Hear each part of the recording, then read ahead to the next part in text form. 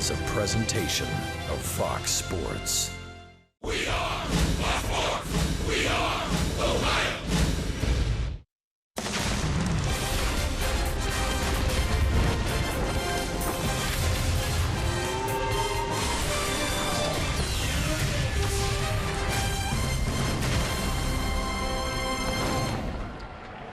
Well, you couldn't ask for a more beautiful night for baseball than we have in Cincinnati, Ohio tonight.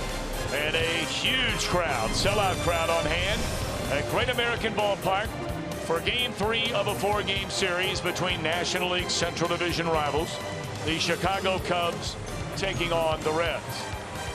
Hi again, everybody, alongside Chris Welsh and Jim Day. I'm Tom Brenneman. Delighted to have you with us on this Saturday night baseball, Reds and the Cubbies. And sooner or later, Chris, the Reds got to break through against this bunch. The Cubs have had their way with the Reds in the front 5. Well, it starts by setting the tempo of the ball game with starting pitching that attacks the Cubs offense a little bit more aggressively than worrying about, how good the Cubs hitters are and nibbling around the strike zone. That really doesn't happen because the Cubs have a good ball club. You've got to be very aggressive with them. Let's talk about tonight's starter. Dan Straley came over very late in spring training, you may remember. They basically picked him up off the waiver wire. He made his first start just 5 days ago and threw the ball quite well against Colorado. Well, I like the way that Brian Price describes Staley's approach. He's a guy that has a nice mix of pitches. He's got some experience. Not all of his experience at the major league level has been good, but he has pitched in a playoff game before. So he's got some experience at the highest level, and he's got just enough stuff to get you out. Or if it's not to get you out, he has a good idea of how to let the hitter get himself out. Meanwhile, his mound opponent's been bidding people out for a long time, and John Lackey. I mean, you can mark him down for double-digit wins every year he takes the mound and is healthy, because that's simply what he's done in his career. He's not a guy that's going to blow you away with any one pitch, but he does throw in the low 90s. He's got a 4-seam fastball that he attacks hitters with on the inside corner. He struck out double-digit numbers last time he pitched against his old team, the St. Louis Cardinals. So I would say the Lackey's on top of his game. Another tough challenge for Reds hitters. When we come back, we'll be joined by Jim Day down alongside the Reds dugout. One bright spot last night. What a Reds debut for J.C. Ramirez. Jim Day with that and so much more as he has every night here on Fox Sports Ohio.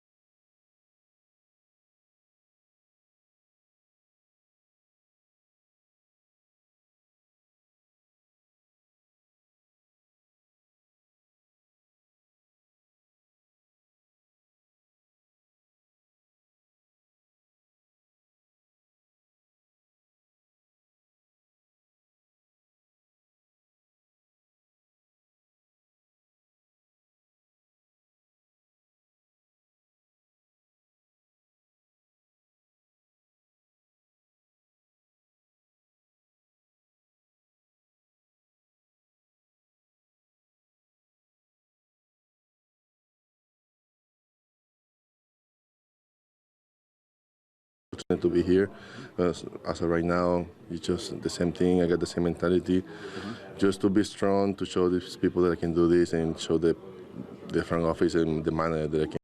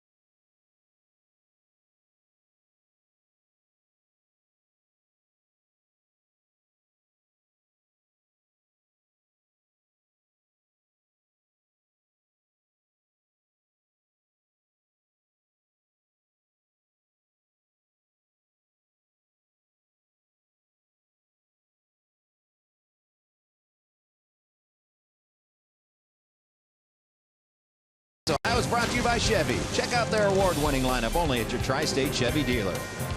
By Cincinnati USA Regional Tourism Network. Stay close to CincinnatiUSA.com. And by Skyline Chili. Feeling good? It's Skyline time.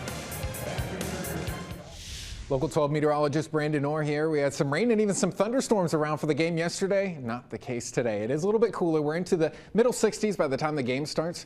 Absolutely not a cloud in the sky. It's going to be nice. Upper 50s by the game ends, and we're looking forward to 70s coming up tomorrow. Enjoy the game here on Fox Sports Ohio. Gorgeous right now. I'm Jim Day on the field. Brian Price has been looking for any positive coming out of those bullpen doors for the Reds. And he got a little bit of it last night, albeit in a losing effort. But J.C. Ramirez is our steel power tool performer. Called up from Louisville yesterday and put right into the fire. And he goes a career-tying long 3 innings pitched last night. Gave up only 1 hit, walked the first battery face, but no problem there. Struck out 2. A scoreless outing for J.C. Ramirez. And we talked to him today, and he's on a mission to stick with the big club. Since I came to the spring training, I thought myself there was a good opportunity to be here. As of right now, it's just the same thing. I got the same mentality, just to be strong, to show these people that I can do this, and show the front office and the manager that I can help this team to get some wins. Reds need a victory, particularly against these Cubbies. Saturday night baseball on deck. Reds and Cubs game 3 of a 4-game set. Tom and Chris are next.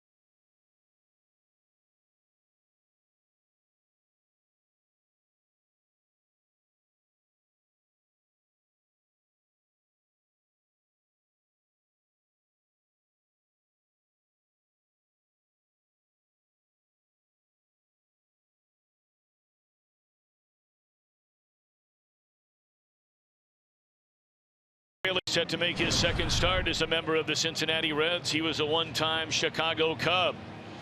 And let's take a look at Joe Maddon's starting lineup. The lineup Straley will be staring down the barrel at tonight. Fowler in center, Jason Hayward in right, Chris Bryant in left, Anthony Rizzo at first, Ben Zobrist at second, Miguel Montero his first start of the series behind the plate. Again, Javier Baez down at third, Addison Russell the shortstop, John Lackey on the mound. What do you like about Dan Straley? Well, I like the fact that he throws strikes. He's got a lot of separation between his fastball and his off-speed stuff. So it's enough to get you out on your front foot. But like a lot of right-handers, he has to be able to be very commanding with his fastball and where he throws it. Ball one up and away to Dexter Fowler, in this one underway. Fowler off to a sensational start, second in the major leagues with a .500 on-base percentage. as it's 1-1. He ranks third in the National League with a .377 batting average. He is tied for second in Major League Baseball with 15 runs scored so far this year.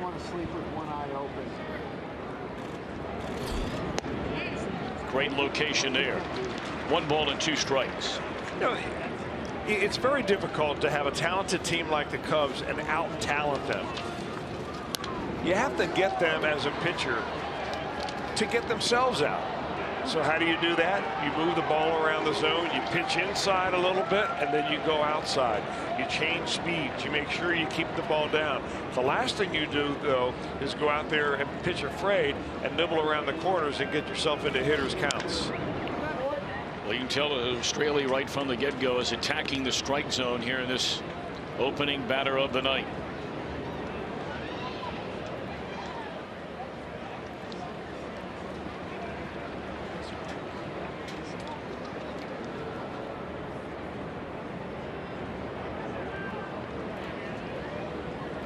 One ball, 2 strikes on Fowler, and that misses low and in, even the count. The Cubs 9-2 on the road. They are 13-4 overall, the best record in all of Major League Baseball. And it looked like he went around, but Fowler will reach base. Even when this guy strikes out, he's getting on base. Well, I'm not so sure that's a credit for Fowler, except for a deficiency on the part of the Reds defensively right there. I mean, it's going to go down as a wild pitch. It was an off-speed pitch, but you got to get your body over there. I mean, that ball didn't even hit the dirt, and it hit Devin Mesoraco on the toe. That's, you know, we're not seeing Devin Mesoraco catch the way he is capable of catching. I mean, he came a long way in the last few years defensively behind the plate, but this year he's had a struggle.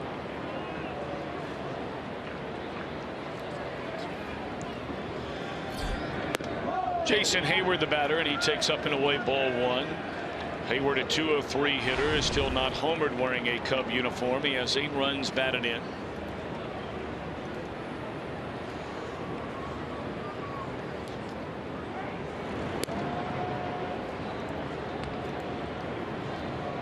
Fowler 1 steal, successful steal in his only attempt. Fowler is not what you would call a burner by any means. He's a good base runner.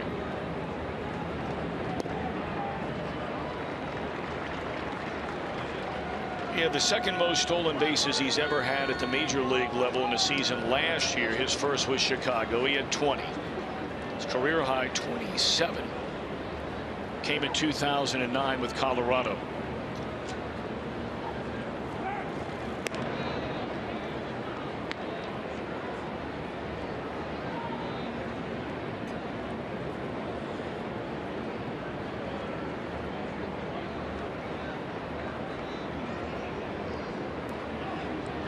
.2-0 on Hayward, and Straley to the plate. Big swing and a miss. Hayward has kind of an unusual batting approach.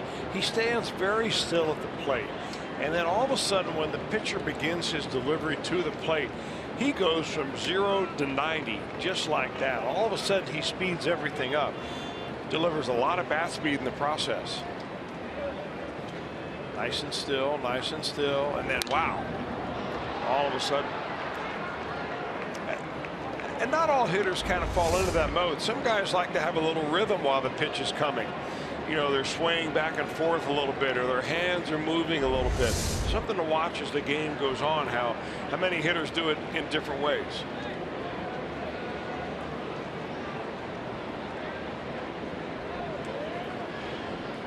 Most of those 25 games played, or a number of them anyway, came while Hayward was, of course, playing for the Atlanta Braves. He grew up in Atlanta. Although born in New Jersey, both of his parents were students at Dartmouth. Looked like a pretty good pitch right there. It sure did. I think that pitch moved so much it fooled the umpire. 3-2, runner goes. Swing and a miss. Throw down to second base. Not going to be in time.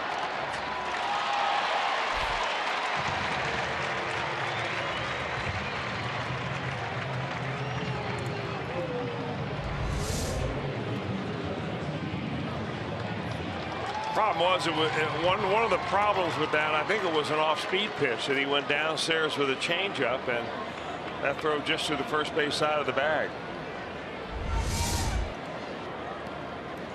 So now the man who is almost single-handedly just wrecked Reds pitching in 5 games. Here's Chris Bryant. In the 5 games, Bryant is hit .381. He has 4 home runs. That's a total he has for the season, and has 10 of his 14 runs batted in the 5 games against the Reds. He had 2 home runs here on Thursday night.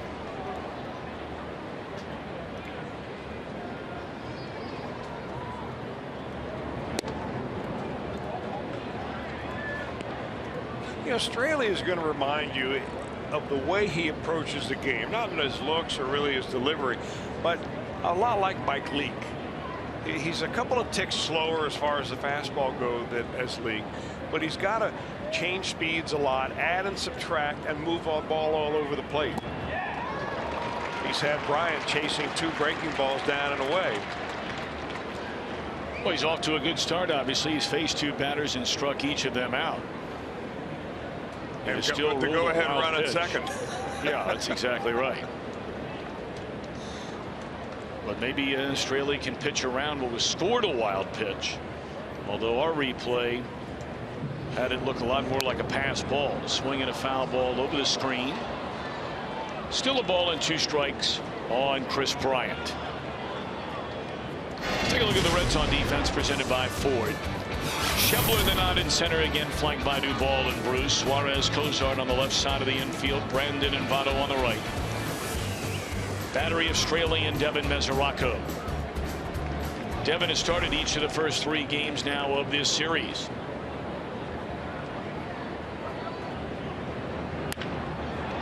Pulled foul.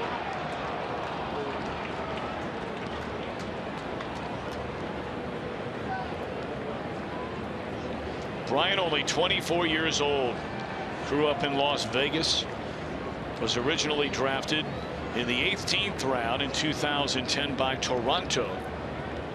Decided to go to college at the University of San Diego. 3 years later, the College Player of the Year, the 2nd pick in the draft. Which is exactly where the Reds will be picking this June in the 2016 free agent draft. So you ask yourself, all right, well, if Chris Bryant was drafted 2nd player taken, who was the 1st? That may even be a trivia question. You know, because you probably had it written down. But Mark Appel is the answer to that. Right-handed pitcher from Stanford. By the Houston Astros, and traded over the winter to the Philadelphia Phillies in a Ken Giles deal. So not all of them end up as Chris Bryant. Takes a little bit of luck, takes a little bit of scouting knowledge. And a lot of times, if you look up and down, though, the first 5 or 10 players taken in the Major League draft, the majority of those guys end up making the major leagues at one time or another. You hope you have 1 or 2 of those that end up being impact players, like Bryant. Took a funny bounce off the side of the mound. Brandon Phillips able to handle it. On to third goes Fowler. 2 out in the inning. Now Anthony Rizzo.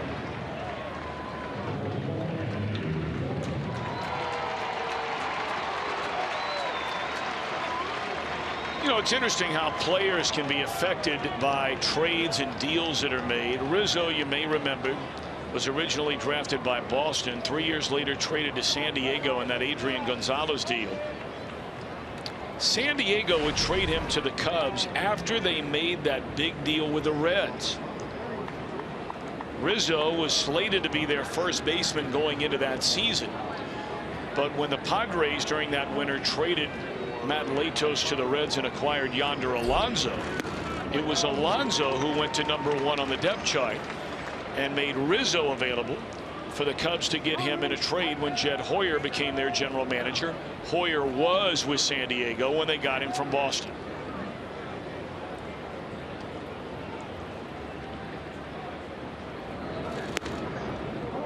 One and one. Great spot right there, because I'm not so sure that he really expected to get a strike out of that pitch. but you want to get him inside Rizzo anyway. You want to be able to change the eyes a little bit. You come in and then you move down and away, maybe with something off speed, coming back in there again. But certainly what Straley has shown us tonight is that if you're going inside, if you miss off the plate, miss inside. Don't miss out over the center of the plate. Brandon Phillips playing about 30 feet into the outfield grass on the shift. But you know, it's something we've talked about so much in the 5 games we've seen with the Cubs. Rizzo is only the 4th batter to come to the plate in this inning. And look where the pitch count is already for Straley. Over 6 pitches per at bat. And there's a walk, and the inning will continue, which will probably get him around 30. Well, you know the old saying, Tom, you never get to 100 pitches if you don't get to 30. And well, I tell you what, that's a wise man. That's about all the math we're going to do, but I can tell you that you don't really care in the first inning. I mean, it's nice to go out there and have a nice, easy 1, 2, 3 inning and everything bright and cheery. The key is to get out of the first inning. And he's yet to do that, but I don't think he really wanted a whole lot to do with Rizzo in that situation. Good location there, and a fastball to Ben Zobrist. Strike 1.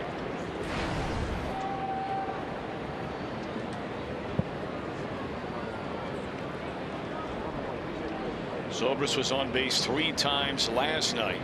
Was on base 4 times in the series opener. A single, a 2-run double, and a solo home run. One of the big ticket free agents signed by the Cubs during the offseason was Ben Zobrist. Born and raised in Eureka, Illinois. High fly ball. And Straley, it appears, will survive the opening inning. A scoreless opening inning. And here come the Reds when we return.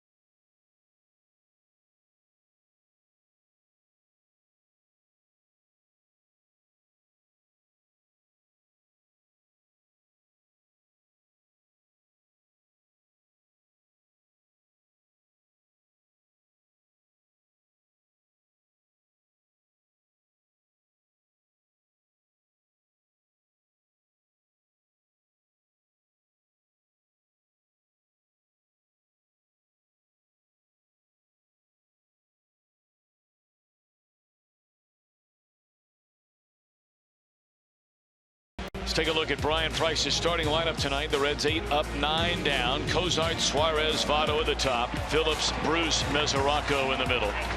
And the trio of Duvall, Schebler, and Straley at the bottom. And Chris, what about John Lackey? Now, we've seen enough of John Lackey to know that this guy just comes right after you. He has won 10 games in each year that he has pitched a full season in the major leagues. He's got 3 starts. He's coming off the best start of the year that he had when he struck out double digits against his old team, the St. Louis Cardinals, last time out to run that record 2-3-0. 6 feet 6 inches tall from Texas. He signed a 2-year deal, I believe it was, with the Chicago Cubs, and they are delighted to have him in the middle of the rotation. Well, you're not lying. I mean, you're talking about a guy who is closing in on 400 career starts. Tonight, the 391st start of his major league career, logging over 2,500 innings. And he is 41 games over 500. Came up originally with the Angels, time in Boston, to St. Louis, and now a Cub. Strike one to Zach Kozar. You know, it's interesting when you really break down the game that Lackey had against the Reds in Chicago. The one pitch he throws occasionally, he did not throw one time in that game, and that's a changeup. He threw a lot of changeups his last game against the Cardinals. I'm betting tonight he uses the changeup against some left-handers in this lineup. We'll take a look. Ball is hit hard, but tailing right into Heyward, who nearly overran it.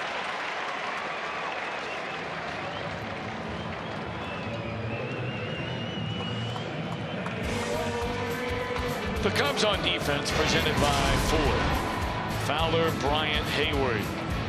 Center, left and right. Baez, Russell, Zobrist, and Rizzo third to first. And we mentioned David Ross started the first two games of this series after not starting any of the three in St. Louis when this Cubs road trip began. So Montero back behind the dish. Eugenio Suarez, a .274 batter, 4 home runs, 10 knocked in. Quickly behind 0-2. Now, if you're a left-handed hitter, every other pitch is going to be a four-seam fastball. If you're a right-handed hitter facing John Lackey, 1 out of every 3 pitches you see will be a slider. He just shook it off to come in inside with a fastball first. You get ahead 0-2, and you could have the liberty of doing a whole lot of things. So you come in once and probably go now with the slider down and away. That's the splits between his lefty-righty opponent batting average. Pretty significant difference.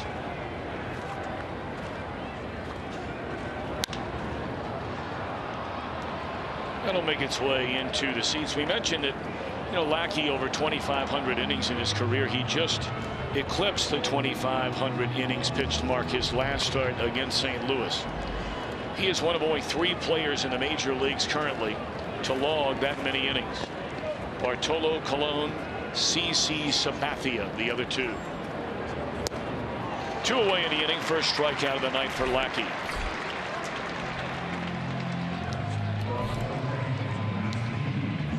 And that was the slider. Steady diet of fastballs until he decides to spin one up there. Look at the location. Montero just gets outside, sticks his glove up, and there's the ball.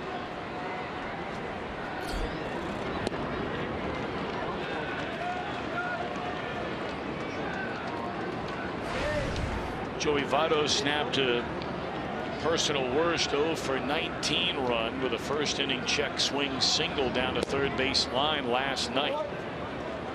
Wound up 1 for 3, was hit by a pitch in the 9th inning. 180 batter. A home run, 7 batted in. He has 1 double.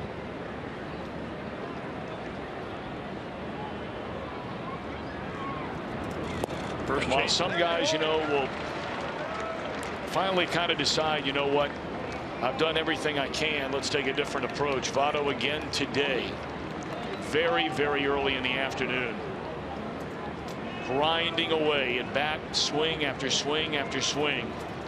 Trying to get this current situation ironed out. Down the left field line, Bryant with room, and the inning is over. 1, 2, 3 go the Reds. No score at the end of 1.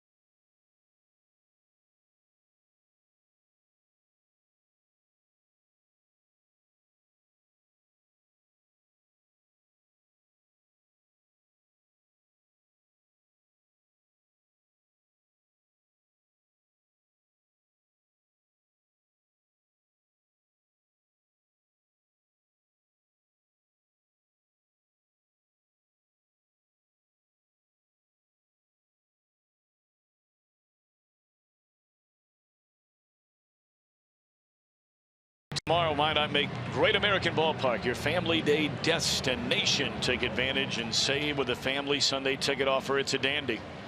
We have live mascot races, face painters, games, so much more.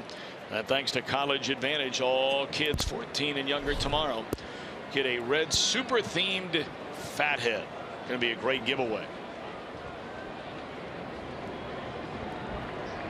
It's a 1:10 start tomorrow. Finale of this series before the Reds are off to a place that is so nice they had to name it twice. First pitch in there to Miguel Montero.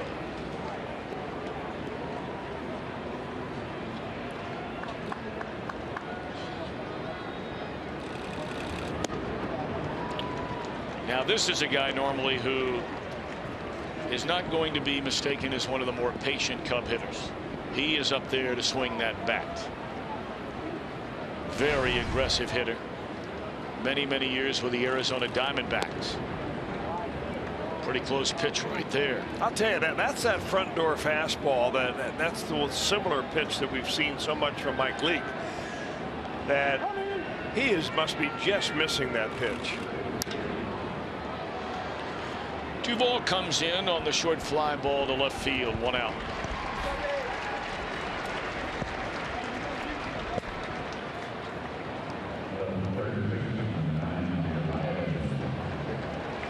Here's another guy in the Cub lineup that is certainly regarded as more of a free swinger, and that would be Javier BAEZ, tonight playing in just his 6th game since being activated from the disabled list. Well, he had a good game here last night. 2 hits, scored 3, stole a base, hit a home run.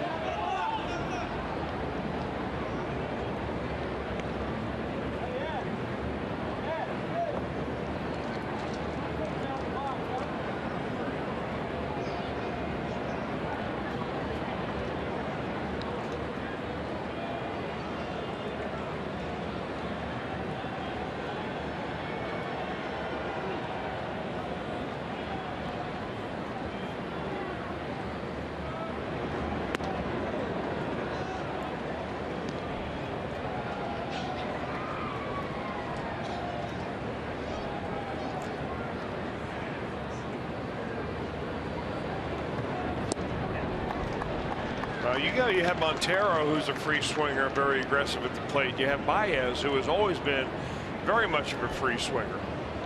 I mean, he's always among those that are going to lead his team in the minor leagues in strikeouts, without a doubt. I mean, he just gets up there and hacks away. 2013, with a couple of teams, he struck out 147 times. He was injured some last year, but I mean, he's good for a lot of punch outs, but also a lot of long balls if he gets the ball in the zone.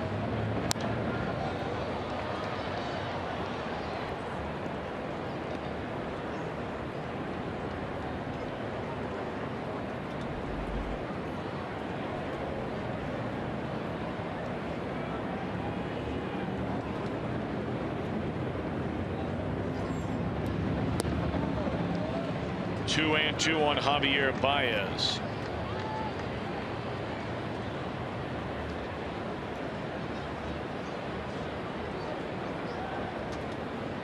Straley rocks back and delivers. Fastball in the inside corner. Again, BAEZ able to foul it off.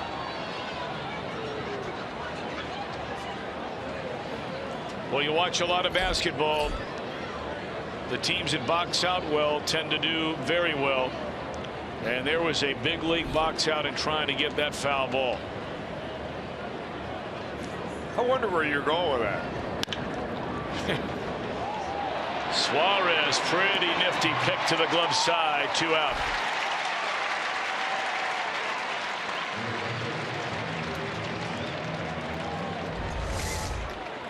That is a nifty pick out there. It's a short hop, and it takes a little overspin bounce on him and probably gets by him faster than he thought.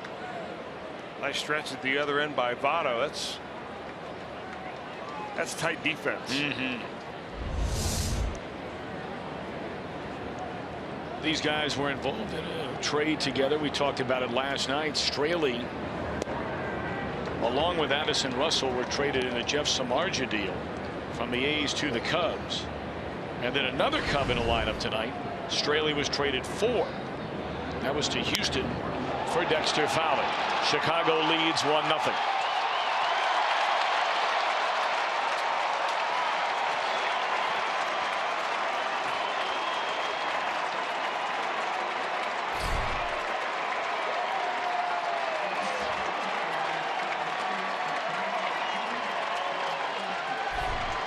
Tell you what, you go up and down this Cub lineup, and they have a number of players that the only home runs they have hit this year have come against the Reds. It holds true for Bryant, and it holds true for Addison Russell.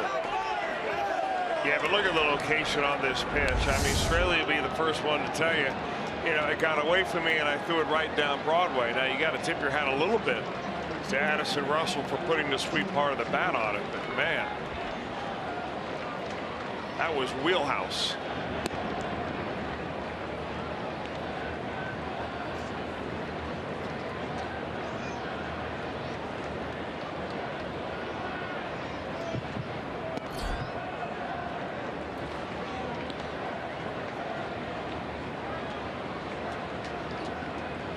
Two and one to John Lackey.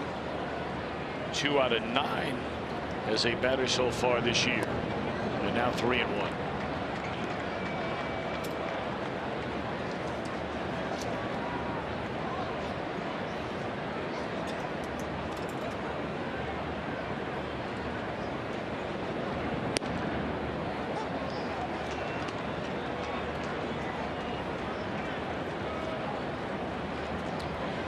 Straley has gone the distance now on Lackey with 2 down and a run home, and he'll have to throw another pitch as it's fouled away.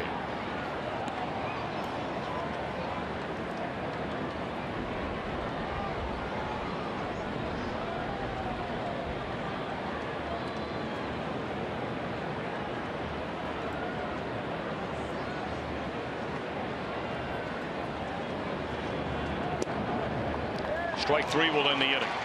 Third strikeout for Dan.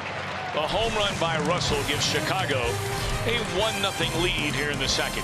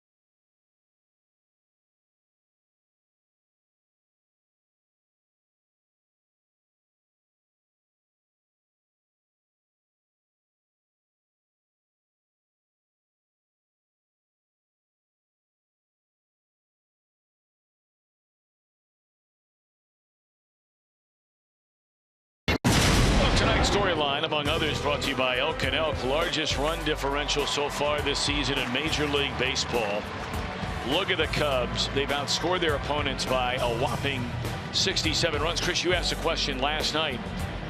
What about while their starters are in the game? Plus 53. Staggering. Well, you take the pressure off the starters by getting a lot of runs in your behalf, getting an early lead like they have tonight. And we know that their bullpen is good. On paper, they're very good, but we really haven't seen them tested yet because their offense has been able to deliver. I mean, when you win a lot of games, two things happen. Usually you hold the opposition down, but your team scores some runs. And right now, if you're on the Cubs or the Cardinals for that matter, you are getting some run support. Well, we brought up the Cubs starting pitchers already have 12 wins in the team's first 17 games. That's the first time it has ever happened. Think about that. In the long storied history of the Chicago Cubs, it's the first time ever their starting pitchers can say that through the first 17 games in a year. They have 15 quality starts, their most through 17 games in franchise history. Their starters have allowed 29 runs in 17 games. 29.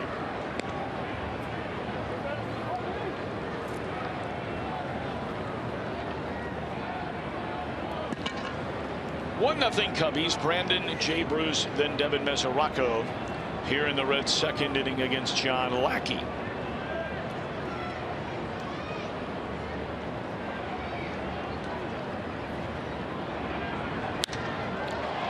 Into center field, will hang up long enough for Fowler to get there, one out.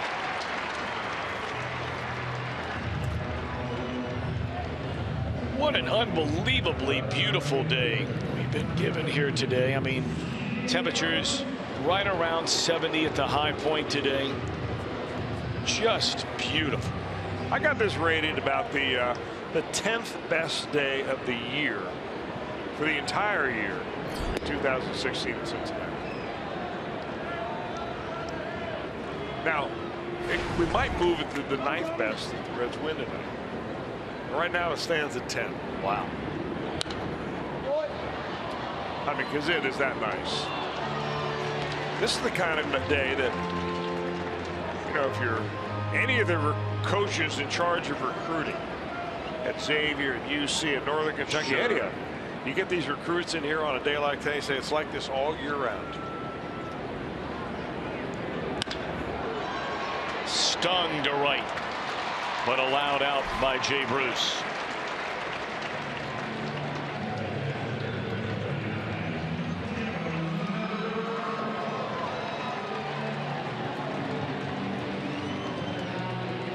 Really good crowd here, though, tonight. We're going to have close to 40,000, maybe even surpass that mark. A lot of walk-ups. It is a sellout. Is it? Good. Of course, this is Joey Votto Matic bobblehead night. Saw Jim Day earlier sticking one of those under his coat. One of those Votto Matic bobbleheads.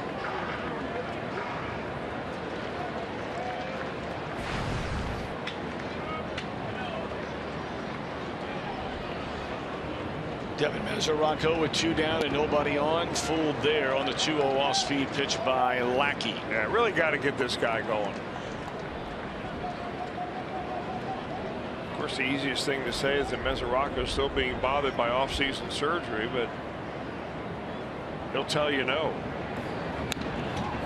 Sometimes you just can't put your finger on it, whether you're in a slump as a pitcher or a fielder. He was out very early again today, hitting in the same group with Joey Votto.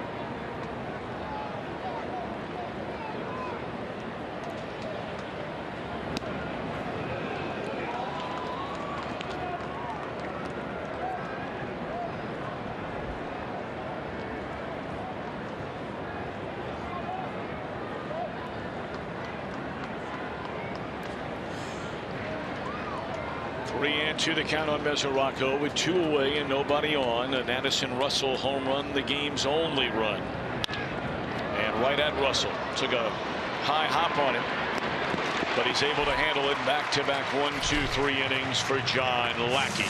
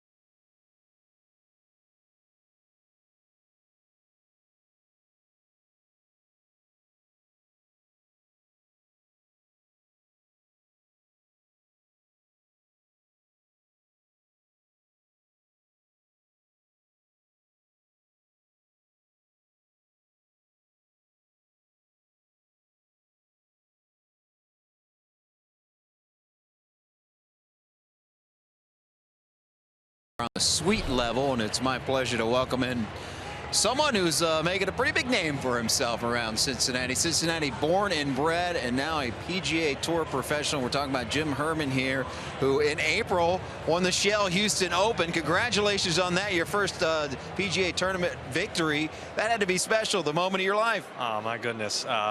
You know, there no words can really express the feeling that I had, and I was pretty emotional on the green when I finally made the putt and was champion. But it's just a life's work, you know, building up to that, and to call myself a PGA Tour winner is, I mean, just such a great feeling. Talk about the long road, because man, it is a grind. I mean, everyone sees it on TV and they say, boy, what a glamorous life, what a life. But man, it is a grind, and particularly to win a tournament, it's a long time coming. Can you talk about the hard work? Sure, yeah. You know, there's so much that goes into it. A lot of people behind the scenes that help you get there. You know, family, friends that help you pay some bills along the way. You know, this is 2000 I turned pro, so 16 years of struggling and trying to reach this moment and to finally get here. It's just unreal. How nice is it come back to Cincinnati? For those that don't know, St. Xavier High School, UC product, born and bred, as I said. So to come here, full house, Cincinnati Reds, it's got to be cool to come back to town. Yeah, it's great to come home. You know, just so much family here, so many friends. Love the Reds, love the Bengals, and you know, the Reds have been so good to me throughout the first pitch last year. Yeah. Come here tonight, I'm honorary captain. Bring out the lineup cards and just get recognized for my achievements is an honor, and I thank the Reds for that. Now, you were an assistant pro at one of Donald Trump's clubs, I believe, in New Jersey, right? Now, he played a hand in telling you to chase your dreams, did he not? Sure, yeah. Well, he's one of the people that helped me get to where I'm at now. I was playing mini tours, got in the golf business because the mini tours weren't working out. Didn't know if the tour was even going to be something that was going to happen. And I got in the golf business, assistant pro, working him for 2 years, and you know, just maybe that little extra shot in the arm. You know, get out of here, let's get on the tour, and I've been playing on tour ever since, and now call myself a PGA Tour winner. Well, that is awesome, and also qualified for the Masters, got to play in that, and we here in Cincinnati, we're rooting you on, man. Thanks for joining us. Yeah, go Reds. Absolutely. Let's send it up to well, the second best golfer in St. Xavier High School history. That would be Chris Welch, right, Chris? Chris Welch, yeah. I don't know about that. Maybe turn to the right side of the ball. Stop playing left-handed. Just a thought. Oh, he's telling you to hit a right-handed lefty. He can't cure me on that one, and Jay Bruce nearly was deked into throwing that ball to second base because Jason Hayward came around the bag so hard. The ball goes by a diving Brandon Phillips, and for the third inning in a row, the Cubs have a runner on base.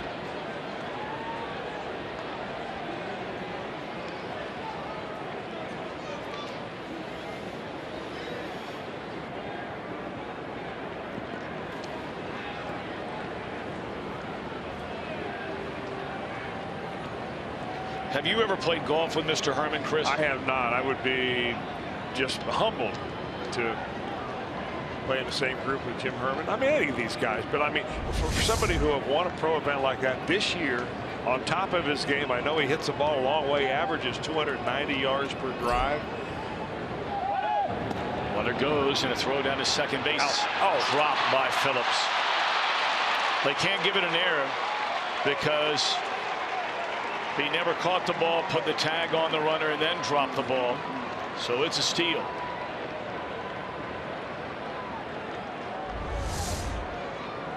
Well, a good throw by Devin MESORACO. I mean, right on the money this time, and just popped out of the glove.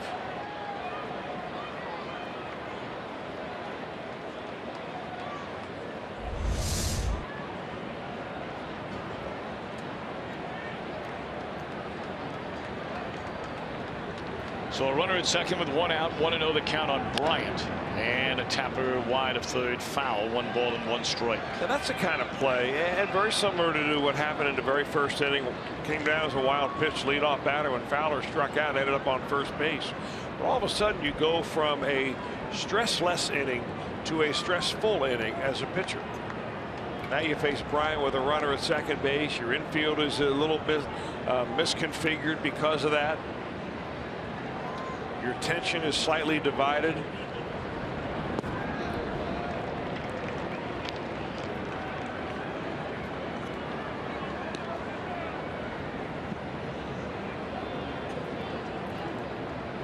I've always thought with the way that Bryant hits the ball, especially on the ground, that if Hayward were to take off right now and try to steal third base, I'm wondering even if Suarez would come out of his position anytime early for fear of missing a ground ball that's hit that way.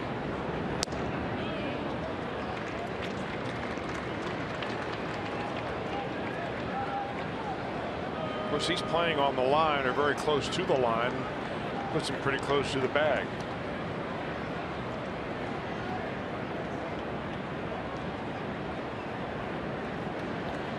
Three and one now to Bryant, and close to that line, but hooking it foul off his bat.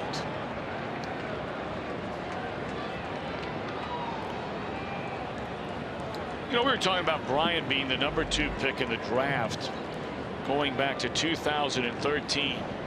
He became the first baseball player ever in 3 consecutive years to be named College Player of the Year, Minor League Player of the Year, and a Rookie of the Year.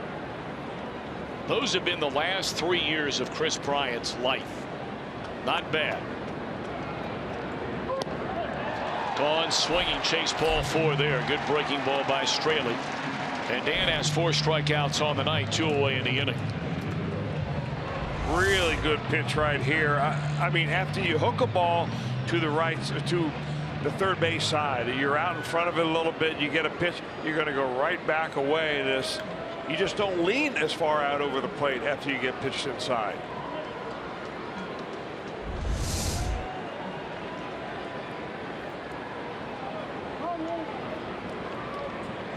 So one more tough out to go now for Straley. It'll be Anthony Rizzo. He walked his first time up.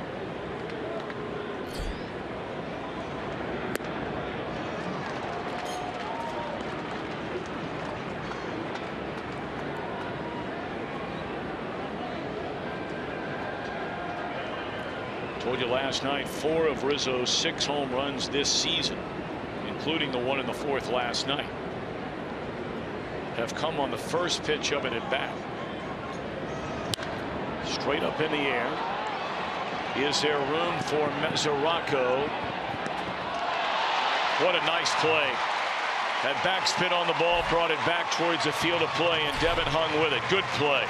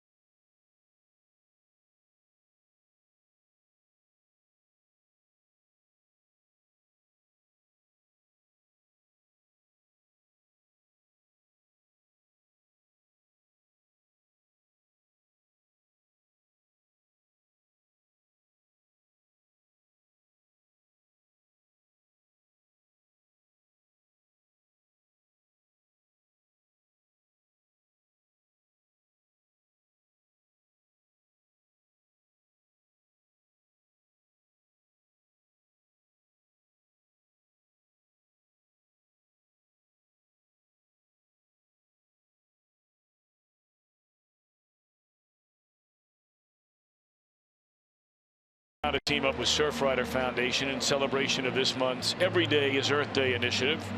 By making very simple changes in our daily lives, we can make a big impact on our environment. Go to foxsportsupports.com to learn more about what you can do to be part of the solution. It's always a good thing.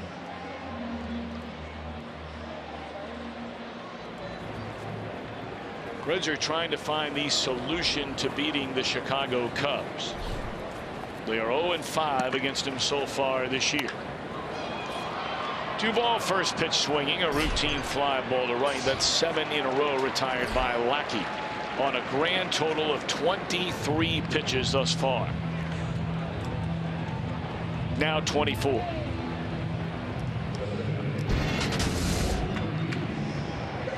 Against everybody else, Cubs are still playing well, winning 8 of 12 outside their games against Cincinnati. Or the Reds, I beg your pardon, playing very well outside of everybody except for the Cubs. I mean, look at the ERA. Less than half. And it's not like they played a bunch of stiffs. They played the Pirates. They played the Cardinals. They did have one series against Philadelphia.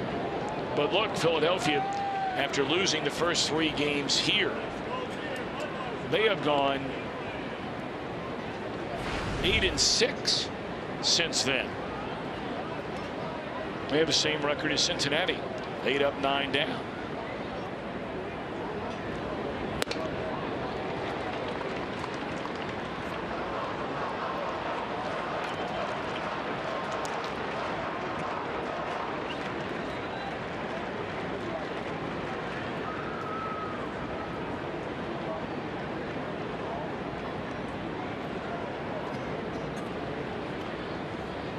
One-two delivery. Bounces up there. You know, Chris, in our game here last night, the Cubs nearly turned a triple play around the horn. Yep. That's a hard way to do it. White Sox had one last night, but not quite the same way, huh? For those of you that did not have a chance to see it, we're going to show it to you here in just a minute. The White Sox turning a triple play, and it's a wild way to do it. Wait till you see this. Strike 3, 2 outs in the inning. Here it is.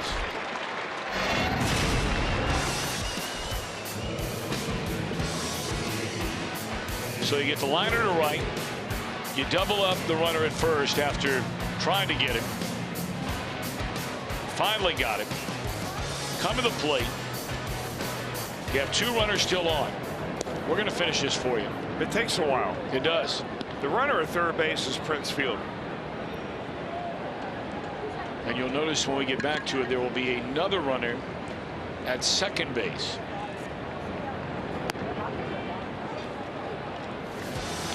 So they throw down to second. Now they want to keep an eye on the lead runner, Fielder, get him in a rundown, and this is where it all comes to an end. Triple play. I mean, who do you want to run down?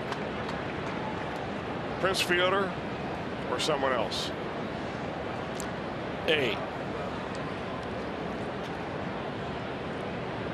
I didn't notice who was the pitcher on the mound, who was the recipient. I think it was Quintana. He was the winning pitcher, I know, in the game last night for Chicago. What does that help? I mean, the ball that started the triple play was a bolt. So the base is loaded. 3 up, 3 down for a third straight inning. 3 strikeouts in the game for Lackey. Cubs at the end of 3 with a 1-0 lead.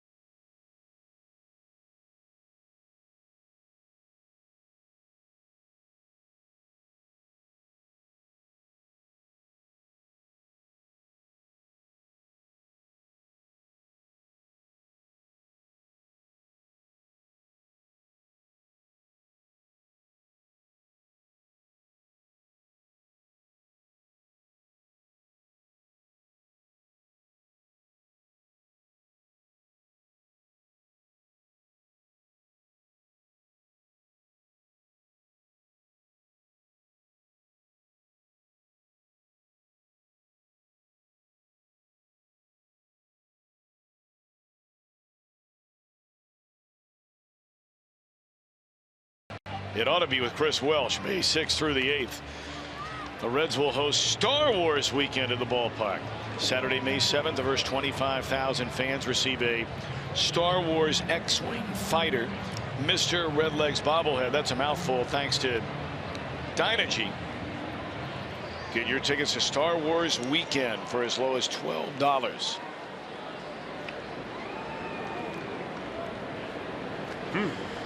That'll be the Milwaukee Brewers in town. Next homestand, the Reds will have the Giants to kick it off, followed by the Brewers over that weekend, then a 3-game series, second visit already this year by the Pittsburgh Pirates. Cubs lead on an Addison Russell second inning solo home run, 1-0 as they bat in the 4th. Dan Straley's thrown the ball very well tonight. He really has.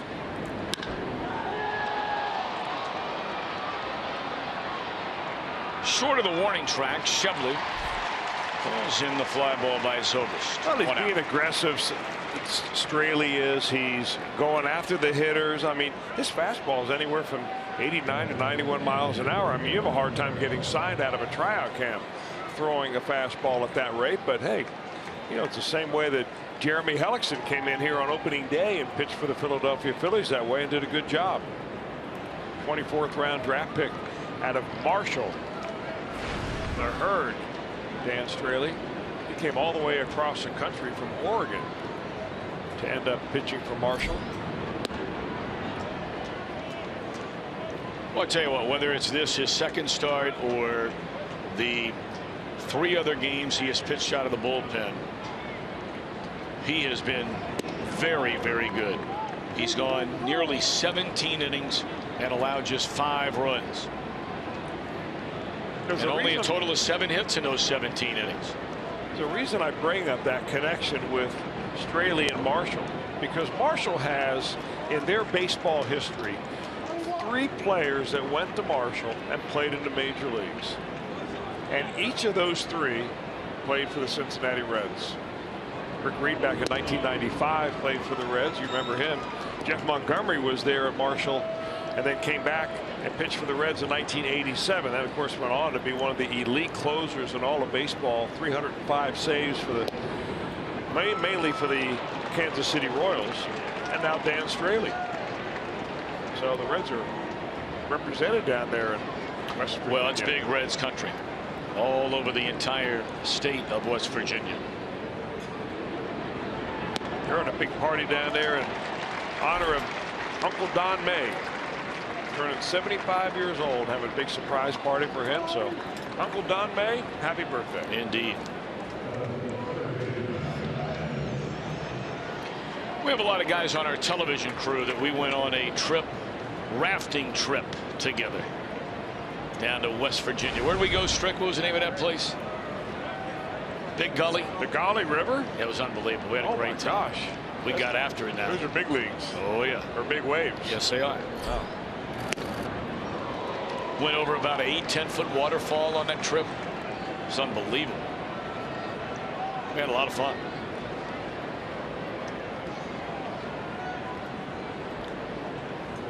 There's probably about 8 or 10 guys on his crew on cameras tonight that went on that trip.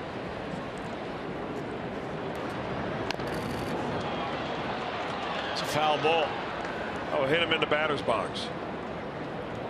Wonder why he didn't run hard out of the box.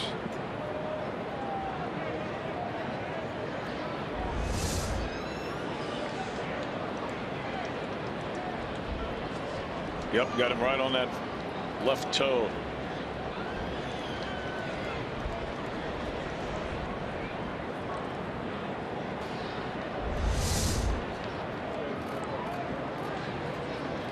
One on, one out. 1-0 Chicago, batting here in the 4th inning.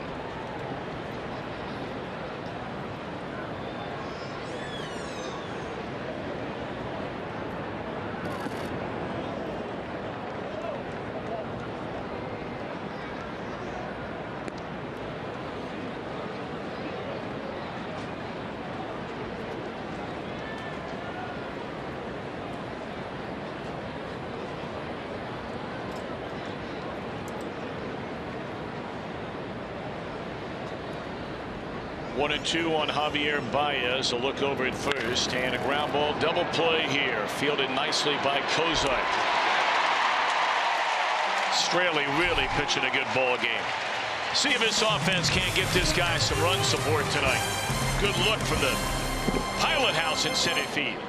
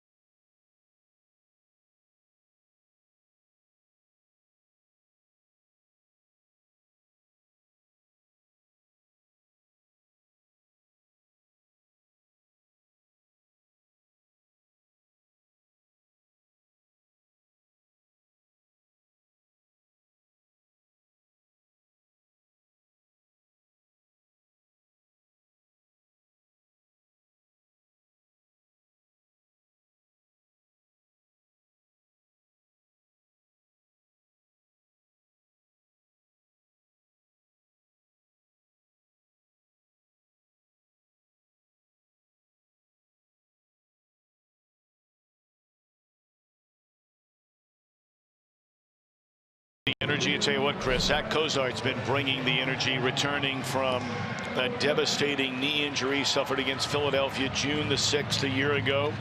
Look at that, 6 swings and misses all year long. I think not related to the knee at all, related more to a different approach in hitting, and mainly for Zach Cozart, like any other hitter that goes into a slump, he keeps his head still now. I mean, he sees the ball better, he's more confident, taking a lot of work. And I think of all the challenges that Don Long, the Reds hitting coach, has had along the way, one of the biggest was trying to get Zach Cozart back on track. And boy, has he worked hard to get that done, and Cozart's been excellent. Zach won his first 44 swings this year without a miss. The Reds have swung at the first pitch in 5 of their 9 at-bats. They get 6 out of 10. And make no mistake about it, Lackey is, always has been, always will be a strike thrower. And he normally is a fastball strike thrower on the first pitch, so why not go up there hacking? I mean, if you take it, it may be the only fastball you're going to get in the at-bat, and it's probably going to be a strike, so you find yourself down 0-1. You know, I'm not so sure there's a better example in all of baseball when you think about the career, the longevity, the success that John Lackey has had. Chris, you're a pitcher's pitcher. There's really not a lot complicated about John Lackey. He's never been a guy that threw 95, 97 miles an hour. He had a good live fastball when he first came up, still has a decent fastball, but it's not all that complicated. His command is just exceptional. Well, he's actually throwing harder tonight than he has earlier in the year if you go by the pitch FX information. And when he first came up, he really wasn't all that hard of a thrower. He averages about 92.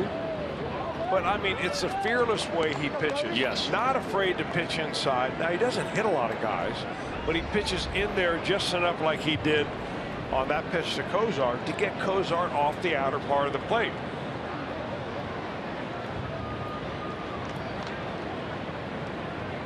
Going outside. Down the left field line, that is a fair ball into the corner. Cozart, the first Reds base runner. It's a double to begin this 4th inning. Good way to get it started. I'll tell you, I haven't taken a look, but if you did look at his spray chart where all the hits that he's had this year have gone, there'd be line drives all over the ballpark. This is a pretty good pitch. It just drops right down around the knee high. In fact, that may have even been low out of the zone by the time he went down to get it. Sounded great coming off the sweet spot of that bat. Well, here's an inning you must get a run. You get the leadoff man at second base. You're in the top of your batting order. Let's see if the Reds can get it done. Ball one, a fastball. 10 of 11 batters that have come to the plate. Lackey has started with a first pitch fastball. And that one missed.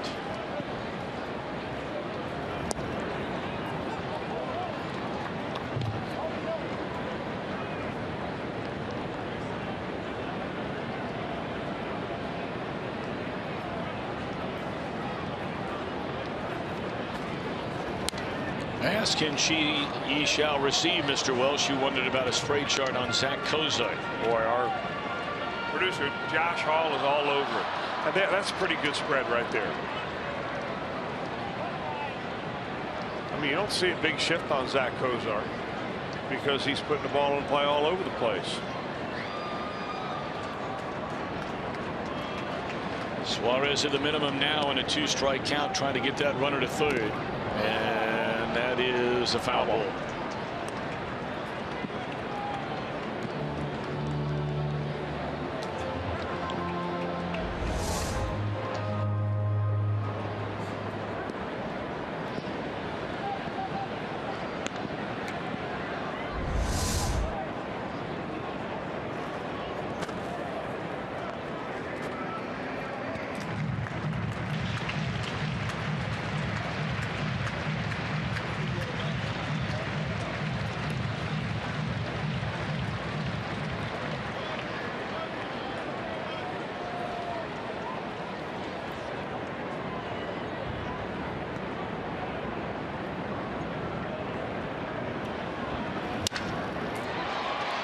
Diving play by Russell. He'll cut it loose. And the ball gets by and into the camera well. They will award Kozar home plate, and it's a 1-1 game.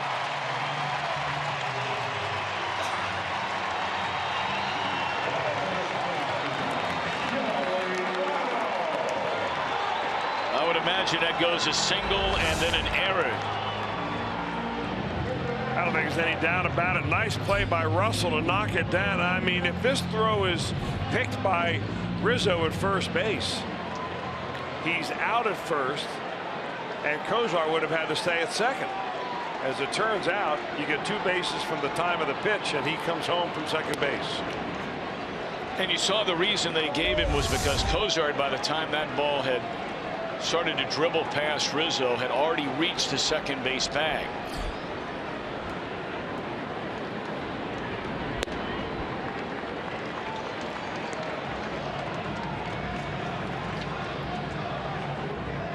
Oh, that's right. He was already, I beg your pardon, that was after a leadoff double.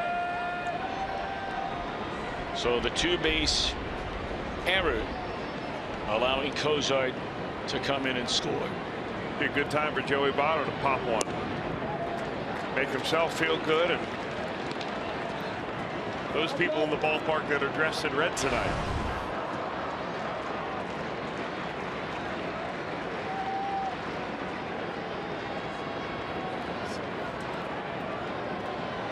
Joey flied out to left his first time up. That misses way outside. And it is indeed a single for Suarez and a throwing error on Russell. 1-1 game, nobody out.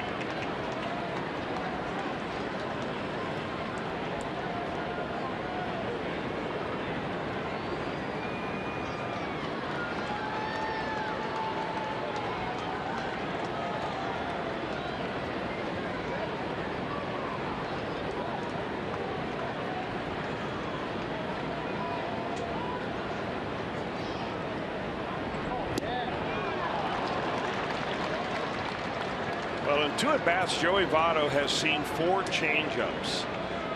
And that is 4 more changeups than John Lackey threw against the Reds in the entire game when the Reds were at Wrigley Field. I'm wondering if he held back on throwing changeups in that ball game because he knew he had to face him right around the corner again. Votto will advance a runner here down to third base. So a productive out for Votto. The go-ahead run now 90 feet away. Well, you can tell Votto is really upset. Well, especially after the 3-1 changeup and the swing and a miss. The 3-1 changeup, yes, but you know, he can be upset, but I'd rather see him running down the line hard, upset.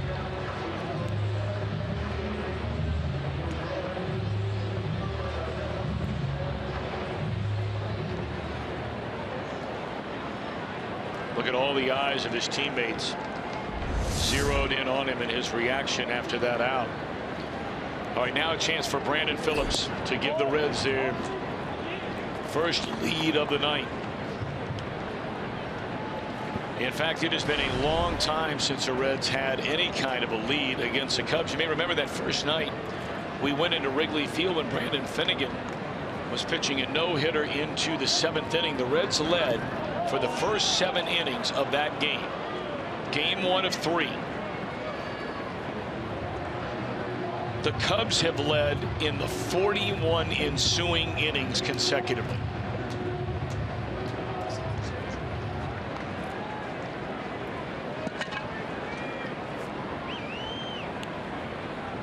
And we're taking away innings where nothing ball game, that kind of thing, but saying that, in other words, the Reds have not had a lead in any inning since the 7th inning. The first game they played the Cubs, and tonight is the 5th, and now the 6th.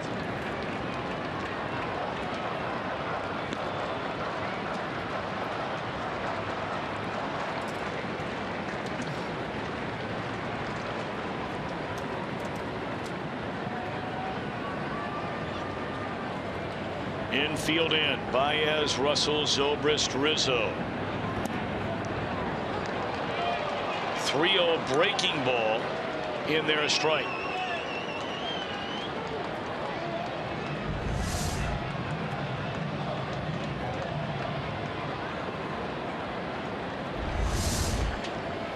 Ed Hickox, our home plate umpire here tonight.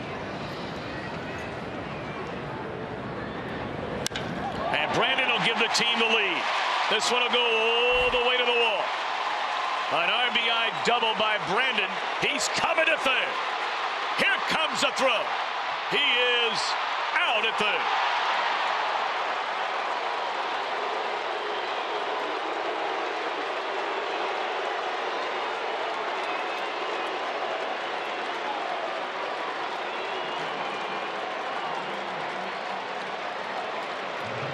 When that relay started, I didn't think there was a chance that the Cubs were going to be able to turn it fast enough to get Phillips at third base. But the throw from the outfielder right on the money. I mean, this splits the gap, and they've got to go all the way to the bullpen wall to get that ball back. But watch Addison Russell. I think it was Russell that received this relay, and quick as anything, turns it and on the money, and there it is. Good deke at the other end by Javier Baez. That's pretty good defense. And I like the fact that Brandon Phillips is trying to head on in there to third base. Taking it right to him.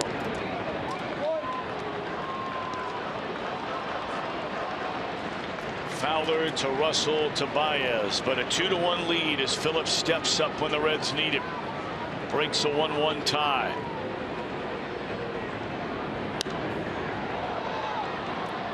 One ball and 2 strikes on Jay Bruce. He hit the ball very sharply. A line drive to the right fielder Hayward, who caught it in the 2nd inning. So the inning begins with a double by Cozart. An infield hit, a throwing error brings in a run. And after a ground out, a productive out by Votto, Phillips finds a left center field gap and a 2-1 Reds lead.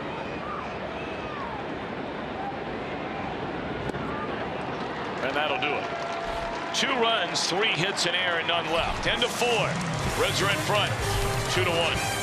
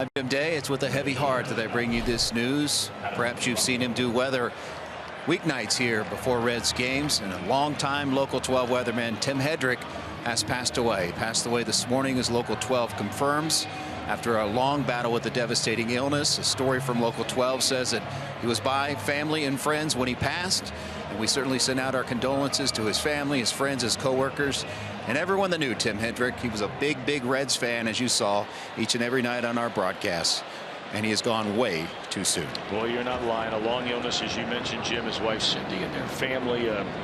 What a guy, you know. He made people you meet in your life, you know, that are just so upbeat and they're happy, and he was always that guy, always a smile on his face, a warm handshake or hug, just to, what a guy. And he will so very much be missed. Thoughts and prayers to all. And really that means this entire area, because everybody felt like he was a member of their family. It's the kind of guy he was. You brought him into your home every single night. What a shame.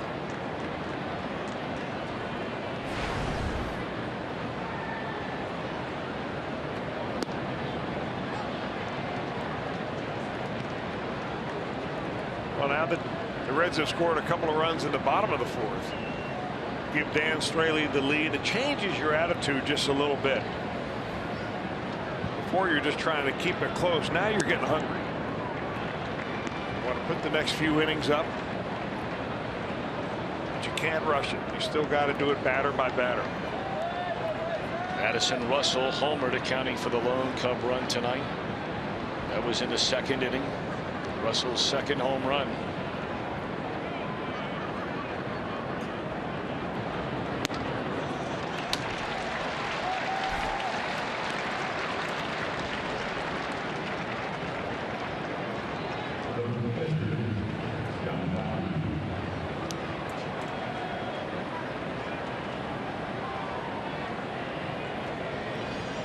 Cubs have had a base runner in every inning.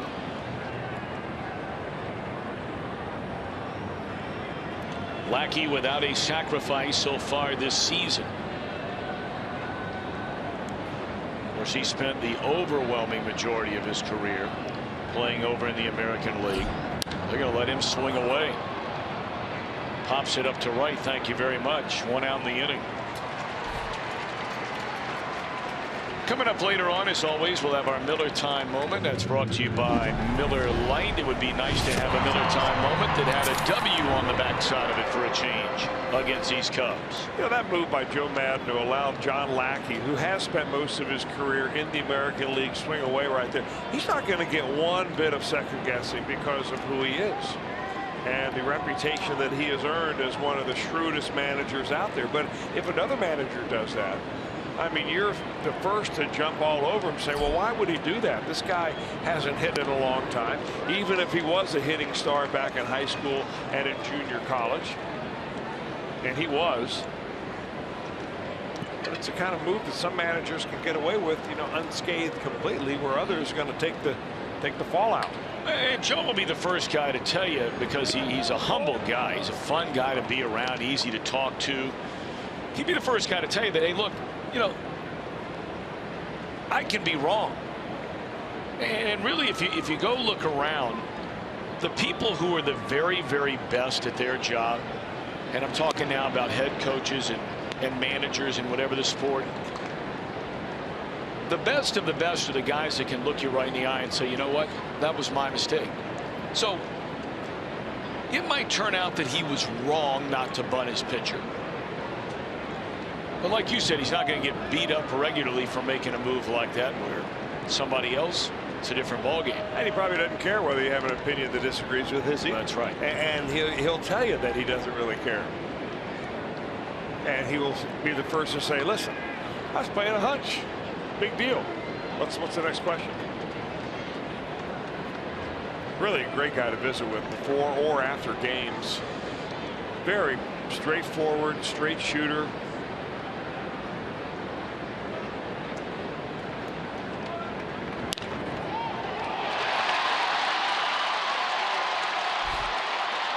That's still a live ball. Racing around. Here comes the throw to the plate. Not going to be in time. Trying to get out of the way down there. The ball boy and a security guard. They're picking up their stools down there, and it appeared as though it may have hit something, which caused the ball to just die right there on the spot. Brian Price is going out for an explanation, but if all it did, as far as I understand the rules, Tom, and I could be wrong, but as long as it only hit the equipment that's in down there, like the chair, for instance, or the ball boy, as long as he doesn't go into an act of fielding that ball, as long as it hits him incidentally, which is what it did, the ball stays alive. Now, if the ball boy reached down with his glove, that's a different story. You get a rule book double.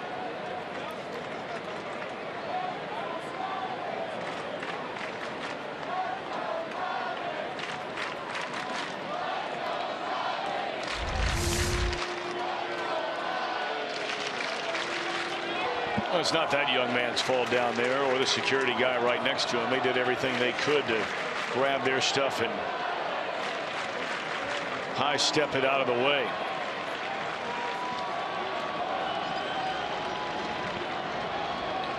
Leadoff walk. Comes around to score. And now the go-ahead run for the Cubs is at third with 1 out in the inning.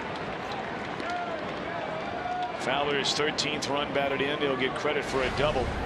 Went to third on the throw home. And only 1 out of the inning here. Now you're getting into the very difficult part of this order. This is a Cub team that you just cannot walk people. And you can say that about every lineup, but you know what? It's not the same. There are some lineups you can get away with a walk here, a walk there.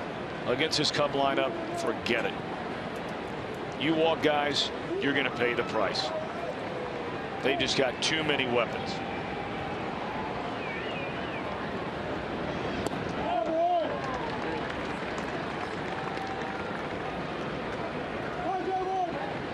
Reds batters have walked 36 Cubs hitters. 15 of the 36 have scored in the season series.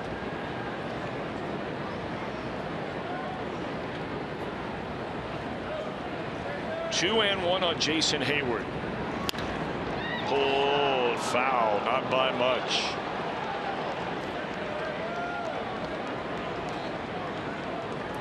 Guy's been busy down there. Those seats are getting a workout.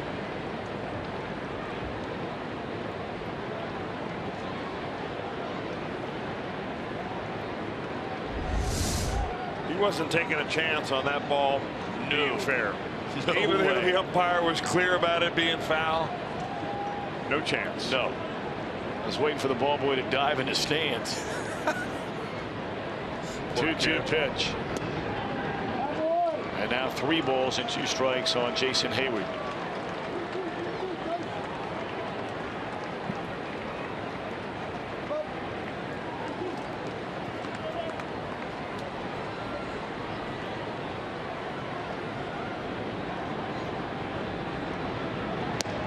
Got him. What a pitch here by Straley to get Hayward for the 2nd out of the inning. I got to believe that Hayward had that pitch thrown to him in that very first at bat that was called a ball. He ended up swinging and missing, striking out in the 1st inning, but that is a thing of beauty right there. I still think that's the best pitch in baseball. I mean, unless you have an Aroldis Chapman fastball, that little comeback fastball that they call a front door fastball, starts off the edge, hitter jumps back out of the way and it catches the corner.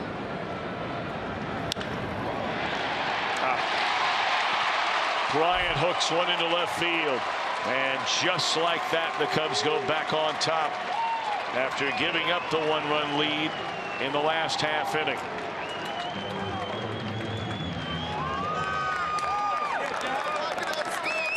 Bryant is 15th run batted in this year, his 11th against the Reds.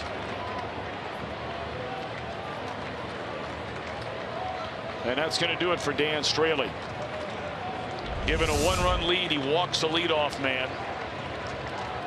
A double and a single later, Chicago on top. Our skyline chili call to the bullpen.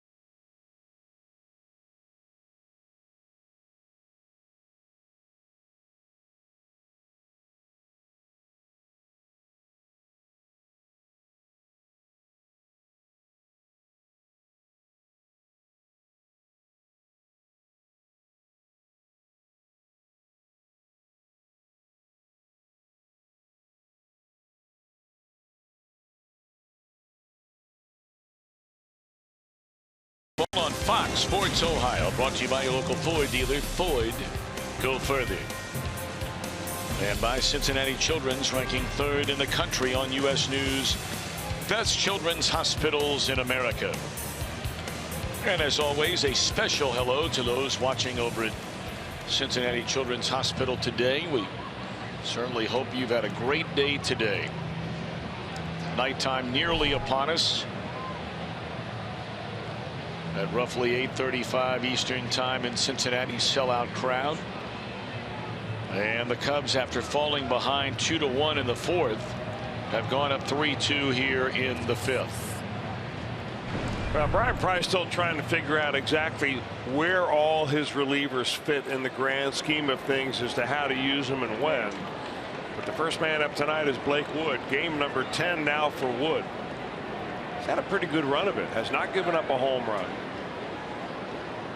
He's had big league time previously with Kansas City and Cleveland.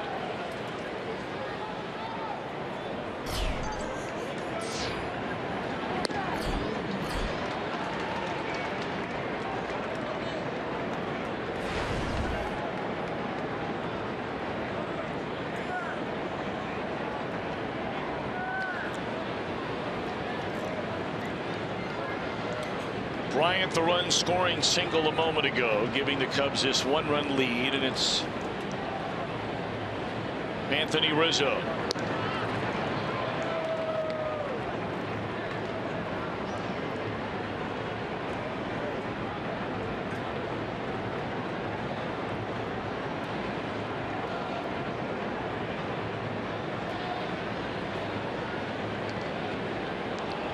Told you about Rizzo's batting average in the 190s, but his on-base percentage is at .354 so far this year. And he's got 6 home runs.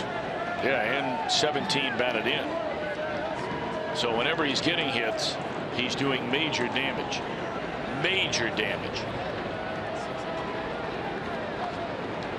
Well, I really like the fact you're talking about on-base percentage so much this year. Hey. I wake up in the morning thinking about it. There's a pop-up in the short right. Then the inning is over. Cubs get 2. We're in the middle of the 5th. Chicago in front by a run.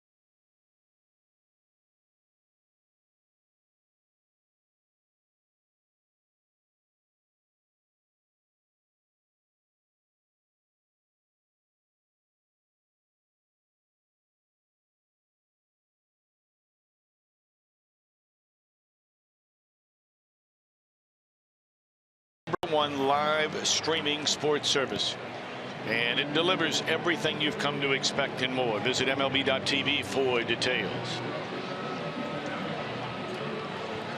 The veteran John Lackey, 168 career wins against 127 career losses.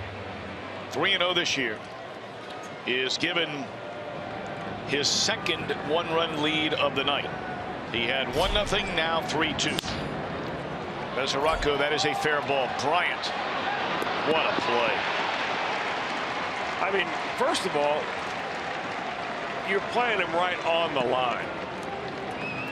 And a lot of teams now are simply embracing metrics, especially defensive metrics. That ball looked like it maybe even skipped the bag. And I said Bryant. That's BAEZ at third tonight. So you put a guy on the line, and MESORACO hits the ball off the top of the bag, and it turns into an out. Only in 2016 do you see that. You're right about that. In fact, you could almost say that defensive metrics were the reason why Jake Arrieta ended up with a no-hitter the other night. Because what they've done with their Cubs outfield this year is that they've told Dexter Fowler, who is an outfielder, has always loved to play very shallow, almost challenging the hitter. Well, they said, Dexter, you got to move back, because our studies have shown, and all the numbers, and they're undeniable, show that you get burned more when the balls are over your head than the ones you save by coming in shallow. So he moved back, and in the 8th inning the other night with Devin MESORACO at the plate, MESORACO hit a ball deep into the gap in left center field, and he ran it down like it was nothing. That could have been a base hit had he been playing his normal shallow position. Well, you don't see Lackey do that much. He actually dropped down a little bit to deliver that pitch.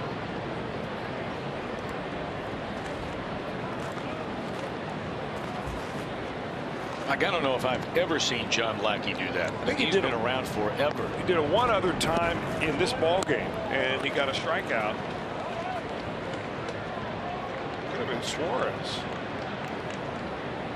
or maybe it was Jay Brewer. But he did get a strikeout on that pitch. Adam flied out to right his first time up, and there's a breaking ball, strike 3 call.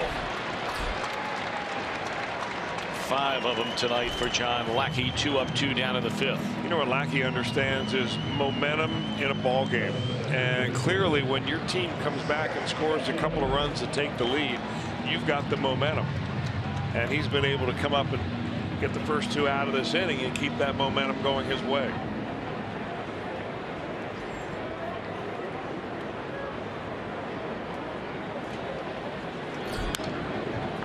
Good rip there by Schebler. Fouls it straight back. He's down a strike.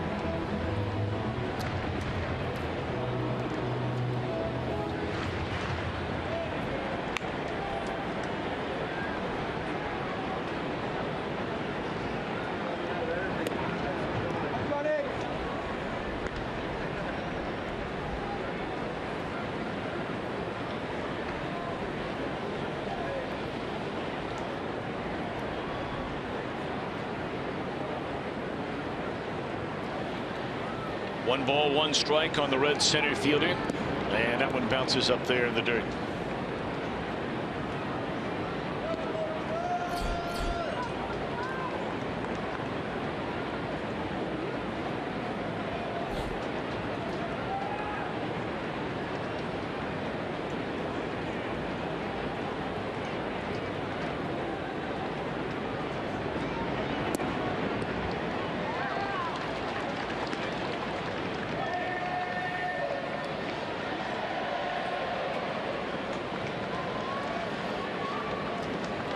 Break-even pitch on the way, and the bouncer to the right side, gobbled up by ZOBRIST, and right back after getting the lead. It's a 1-2-3 inning for Lackey.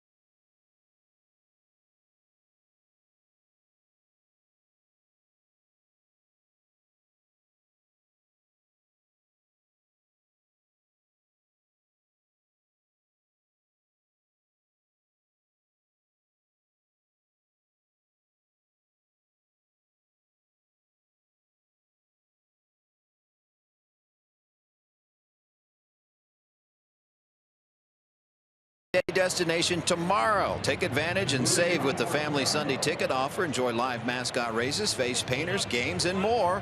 Plus, thanks to College Advantage, all kids 14 and younger receive a Reds super-themed fat head. For tickets, call 513-381-REDS or visit reds.com. Anthony DeSclafani, coming back from an oblique injury, made his first rehab start tonight at AA Pensacola. 4 innings, gave up 4 hits, a couple of long balls, 3 earned runs, did strike out 5 through 61 pitches. And before the game, much like Homer Bailey, they're not necessarily worried about the numbers. They just want to get him through a few rehab starts healthy, and he'll be back with the big club. All right, Jim Day, thank you very much. So you have DeSclafani, you have Homer Bailey, you have John Lamb, all out on rehabilitation assignments at various places on various days. ZOBRIST leads things off here in the Cubs 6th. Chicago a 3-2 lead. Of course, the Reds just recently activated John Moscott.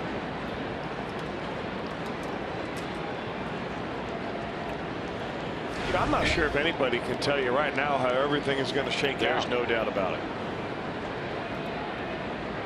I mean, look, DeSclafani and Bailey, when they are physically ready, they are guaranteed spots. Nobody else is guaranteed anything. Well, I would say Raisel Iglesias. Oh, no. I mean of guys who. Oh, you mean guys who are coming off up. Yeah, you're absolutely right. Yeah. But I can imagine, though, that there will be some pitchers who are in the major leagues, but somewhat unhappy because they're not in a position where they want to be in the major leagues. Maybe they're in the bullpen instead of a starting rotation. But at some point, when you figure out everybody gets healthy, you start making decisions for the betterment of your ball club, not just necessarily developing players. At least not at this level, and that's another leadoff walk.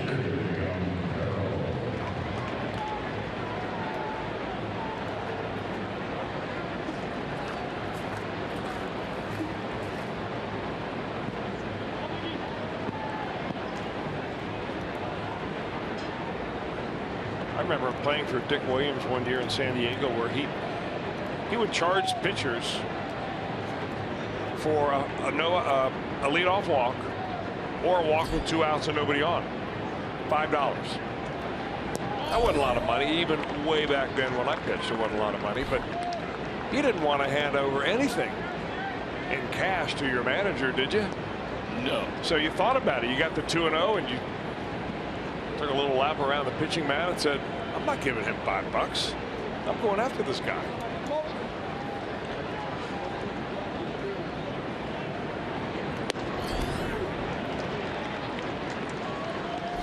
Well, especially for a guy like you who is so close with Dick Williams. That was the nicest thing he ever did to me, actually, was take money.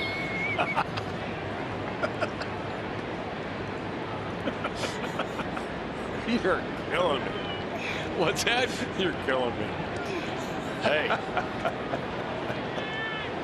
Hey, look, God rest his soul, but did he or did he not bury you in his book? Oh, I got a chapter all to myself.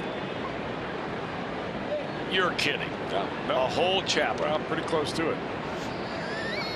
I didn't think I warranted that much. For those wondering at home, I mean, what when happened? you whittle it all down, what was the major beef? I'm not. We kind of had the old-fashioned personality conflict, but I threw over to first base during a game in Pittsburgh when he instructed me not to throw to first base. And I remember having a base stealer on first base. Lee Lacy was leading the league in stolen bases, and Johnny Ray was on third. We had a play where we're going to fake to second base and then pick the guy off third. And I looked over Lee Lacy, and I read in his eyes that he was going. I'm a left-handed pitcher. I'm looking right in there. He had no poker face. So I threw over. He said, don't throw over again. We got a play on him. I looked in there, and I was like, really? He's going this time. And that was it. And we never got along at all after that. In fact, Jack McKeon was instructed to get rid of me, which he did. And that was in 1983. And then the Padres went to the World Series in 1984. So Jack looks back on it and says, well, that was the move we had to make to get us to the top.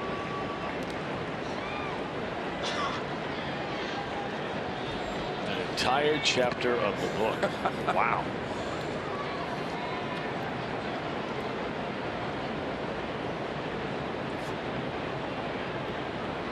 One and two the count on Montero after a leadoff walk to ZOBRIST and another ball pulled foul.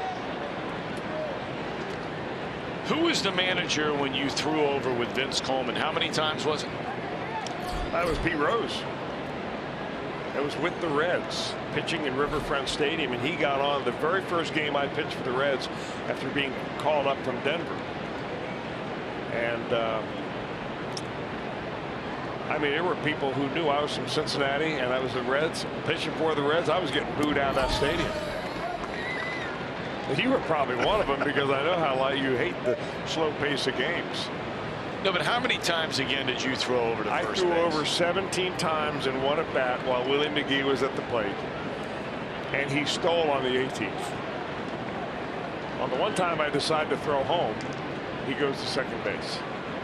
You gotta be kidding. There's a bouncing ball to Brandon. His only play is to his left.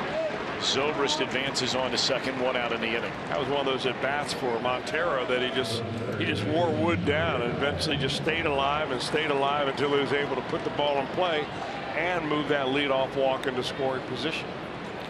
Well, he almost looks like he's limping a little bit back into that dugout. Maybe not. You know, you catch all those years, you have a different look to your run anyway. Apparently no problems for Montero. Yeah, being a catcher, he's going to suck it up anyway. That's for sure. Now BAEZ. Bouncing ball, that's again right where they had him positioned. On to third goes ZOBRIST. And here comes Addison Russell. Yeah, you know, the Reds are like all the other teams. They've embraced all the defensive metrics and the spray charts and the so on, but they do it maybe a little more in a subtle way. You don't see too many drastic, shifts where you have the third baseman playing in right field. We've seen that a couple of times on certain players. I'd be surprised if they're going to pitch to Russell here. No, they're not going to. No. I mean, there's no way at this point in the game you can take the chance in the 6th inning of letting the number 8 hitter in the lineup drive in another run. Russell has already homered, walked, and scored. Because the Cubs are not taking Lackey out of this game.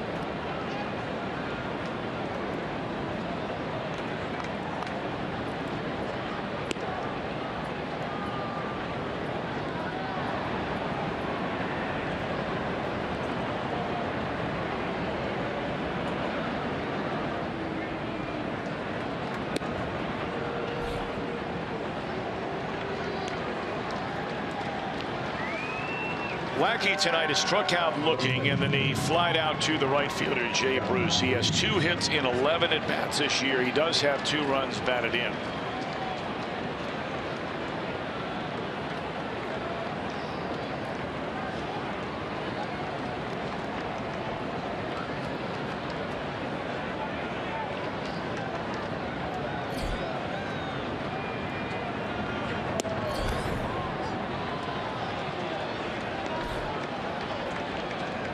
When Lackey was in junior college at Grayson County College in Denison, Texas, he pitched and he hit.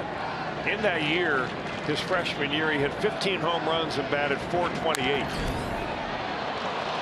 Votto able to knock it down as he was coming off the bag, and the Cubs strand 2. Reds are down a run as they bat in the last of the 6th.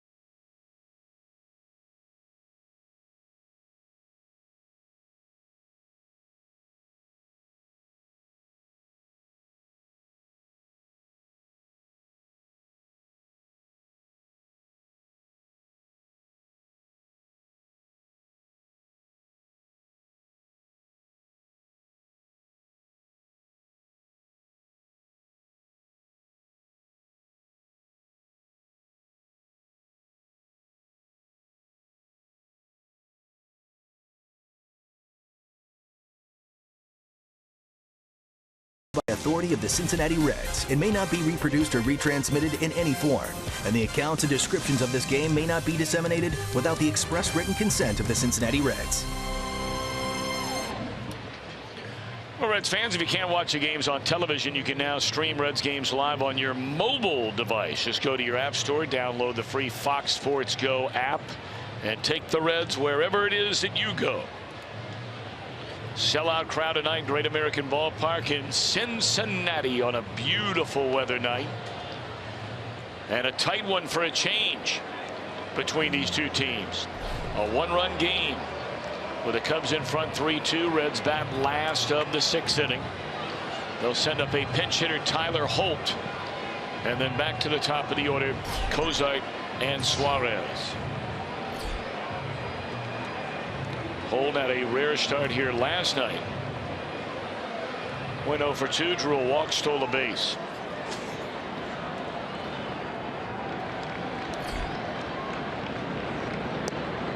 First pitch breaking ball, a rare first pitch curveball tonight from Lackey. It's in there at the knees, a strike. Only the 73rd pitch coming up on the night for this Cub right-hander.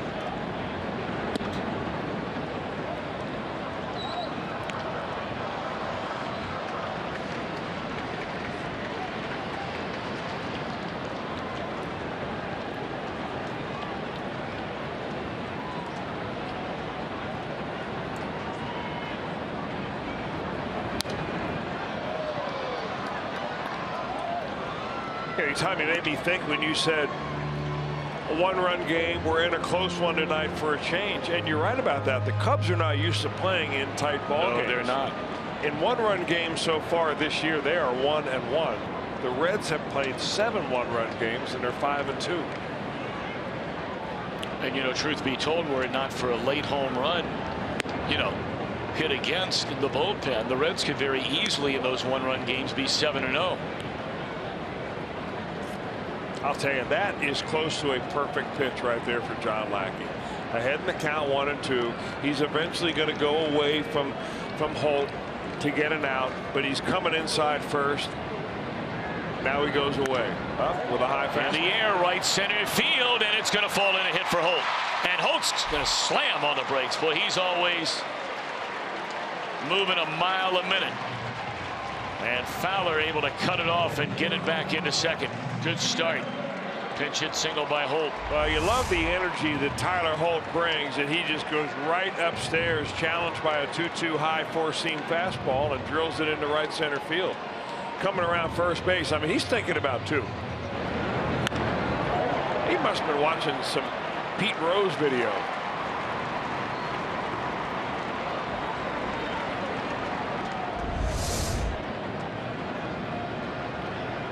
So here's Cozart. He started the 2-run rally in the 4th inning with a double down the left field line. And this one is dumped into right. Holt will advance to 3rd, and here come the Redlegs on the corners and nobody out.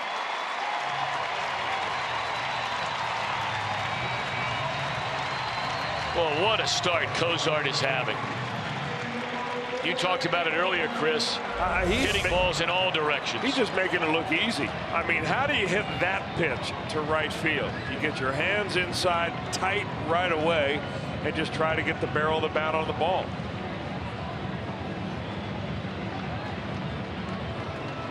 I mean, these hits that he is spraying all over the place. He's hit one down the left field line tonight, one down the right field line now. They're not off the handle or on the end of the bat. He's getting them on the barrel. Straight away center field, hit a ton by Suarez. Bye-bye.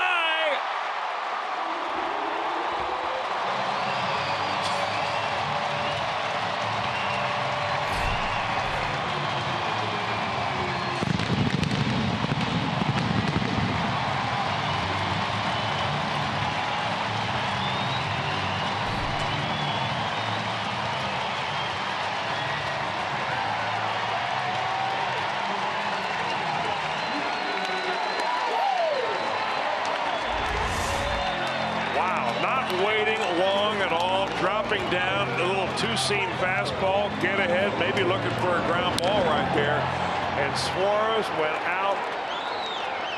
That's where the big guys hit him.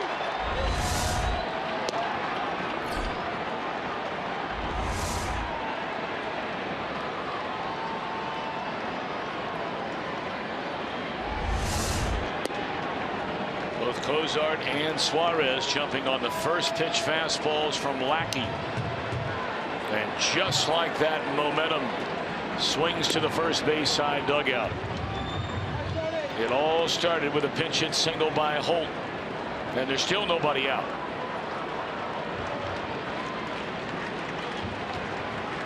Joey Votto has flied to left field and bounced out to first base.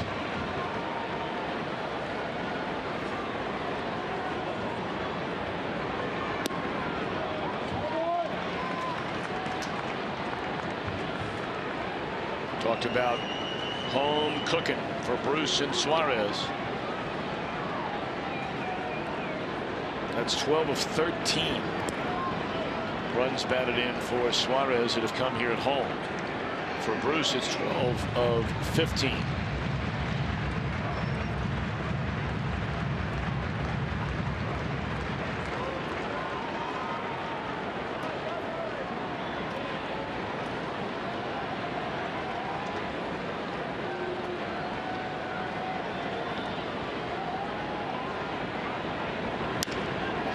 And there's a base hit into center field by Votto.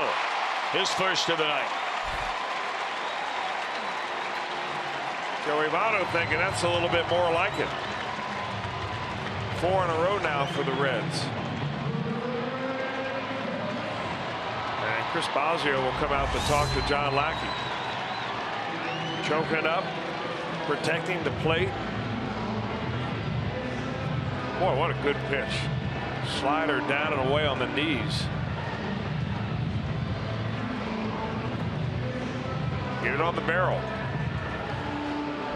Chris Bosio, the Chicago pitching coach, we have seen him infrequently during this series. That 30-second clock is tough on him now. And what I'm referring to is that when a pitching coach comes out to the mound and not making a pitching change, you have 30 seconds to deliver your message and get off the field. That's a 19-second pace just from mound to dugout steps. That's a hi, how are you? I'm out of here. He's a good pitching coach. Clayton Richard, Trevor Cahill, lefty and righty begin to loosen. Boy, Lackey was cruising right along here. He allowed the 2 runs. An error played a big part of it in that 4th inning. But then after his team got him another lead, he breezed through a 1-2-3 5th. But here in the 6th, 4 straight hits. So far, 3 runs, still nobody out. Brandon broke a 1-1 tie with an RBI double in the 4th, was trying to turn it into a triple and was thrown out.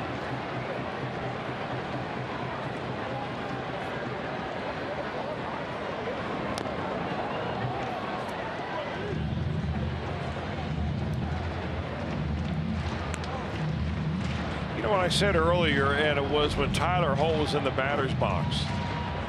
On a 1-2 pitch, you come right inside on the hitter. The same way he just came in on Brandon Phillips. It's a great pitch because it's not so far inside you get the feeling he's trying to hit you. But it's not a strike either. But it's close enough that you may get a check swing. So that last pitch was essentially a free pitch for Lackey. He came in off the plate, but still got a strike out of it.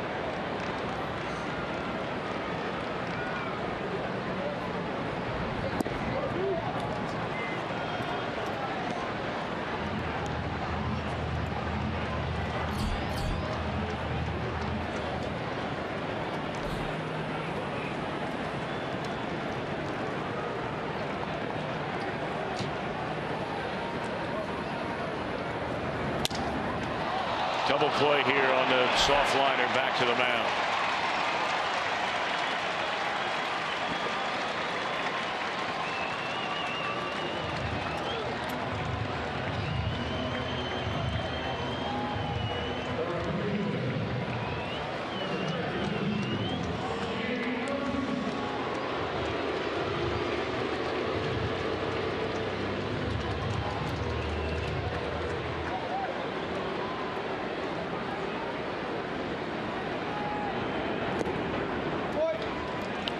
Two away, bases empty, and here's Jay Bruce. He's lined to right and struck out. 5 runs, 7 hits for the Reds, 3 runs, only 4 hits for Chicago. So close the book on Blake Wood. Goes an inning and a third. Walks 2, 1 intentionally. No hits, no runs.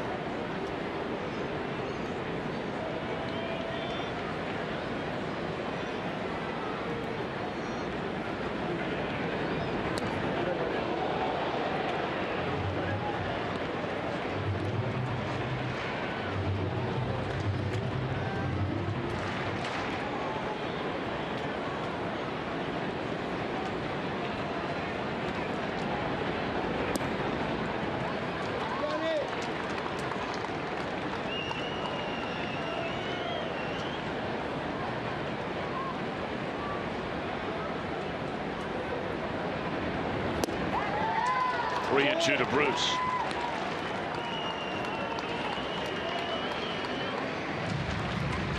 Cubs will have the top of their order coming up when they bat in the 7th.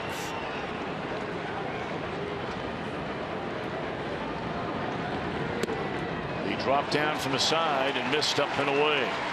Wonder how long the leash will be, and that he has just reached the end of it. Lackey's coming out of this ball game. And they want the right-hander Trevor Cahill to come on and face Devin MESORACO.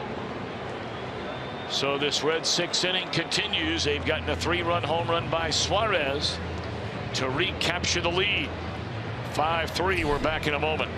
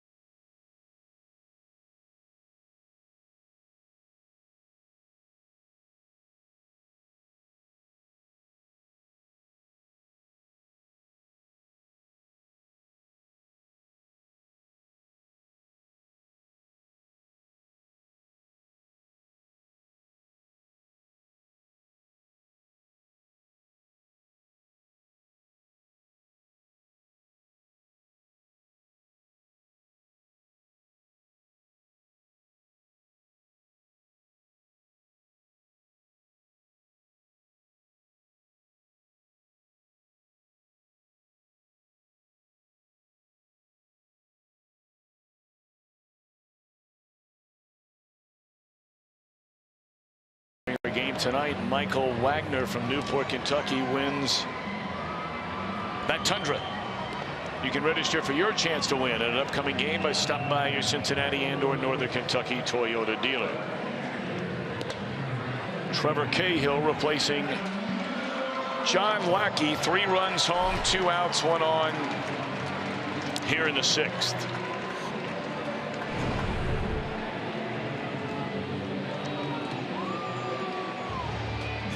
One of the rare times this year that Joe Maddon goes to the bullpen in a tight ball game where they need some action right now in the bullpen. So many times when the kind of runs that they have scored, the run differential they have, their relievers come in just to get some work. Not so tonight. Boy, this has been a game of momentum, hasn't it? Especially the last 3 innings.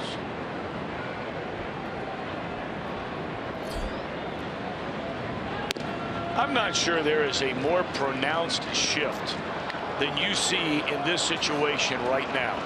With Rizzo holding the runner at first, there is not a single soul for over 105 feet. First to second and a good 2 steps beyond the second base bag. before you would run into Ben Zobrist. Against the right-handed hitter, and that's the other thing you rarely see, or at least see less of. This is unbelievable to sit where we are sitting and to see that much space unoccupied. Thank you very much.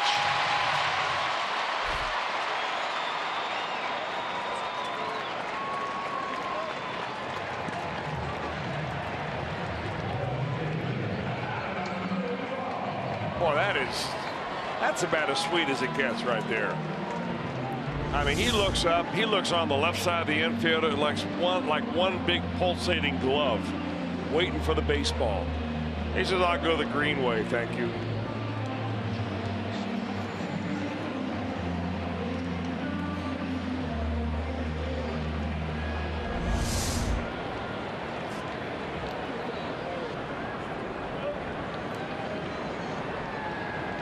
Fifth hit of this sixth inning.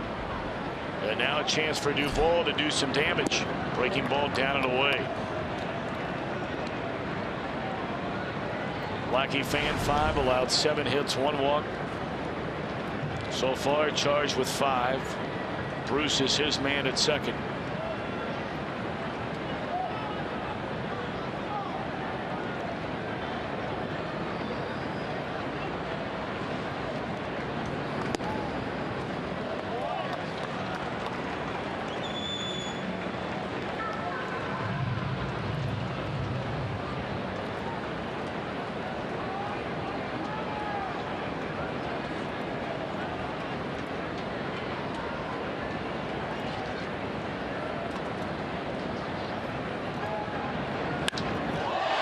It's in the air. Are we talking damage? You better believe it.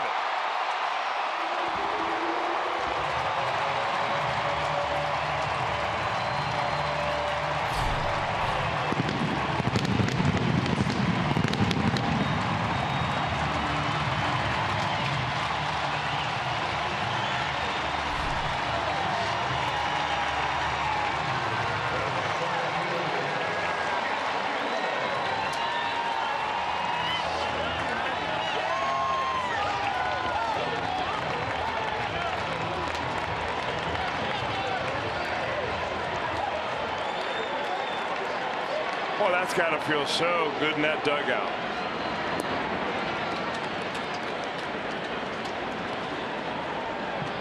Having a good time. How about that note? More runs tonight than the Reds have scored in the prior 5 games combined against Chicago.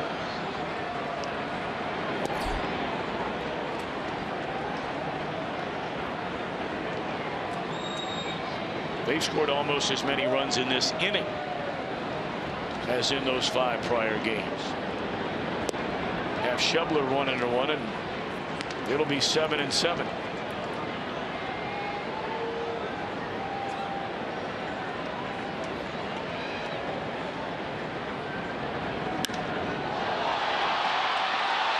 Drifting back to the wall. Did he run into one? It is gone.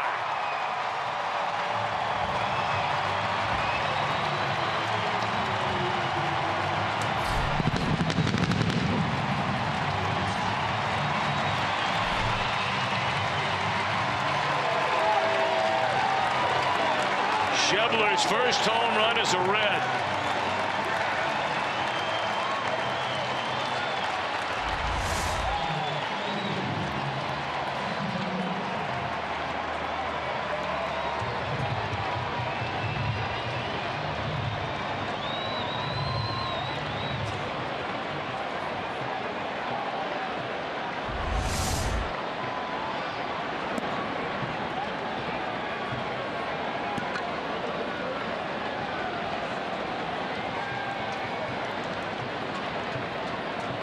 Holt started this 7-run inning with a pinch hit single into right center field. And he had no idea when he came up as a pinch hit. No. He's batting again in this inning.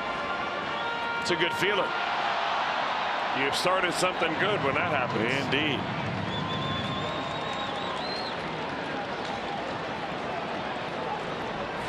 A 9-3 game on the heels of this 7-run 6th inning.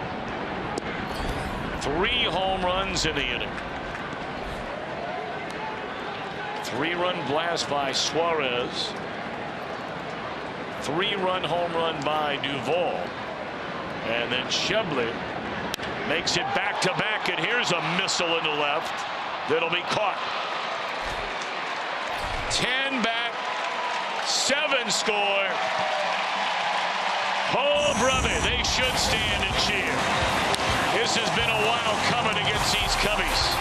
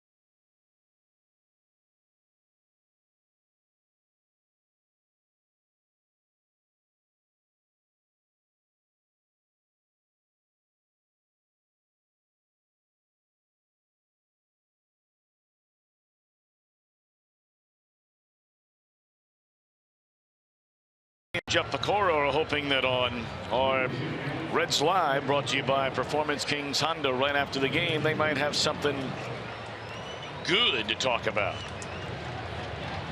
The last time the Reds had a 3-home run inning, got to go back to May the 21st, 2012. I remember that series. That was, boy, the Reds just ran all over Atlanta. That's when Mike Leake, Zach Cozart, Drew Stubbs went back to back to back.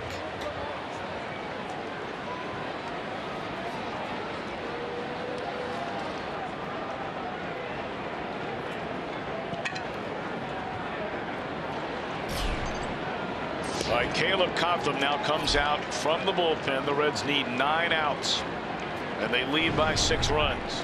Cotham's done a nice job.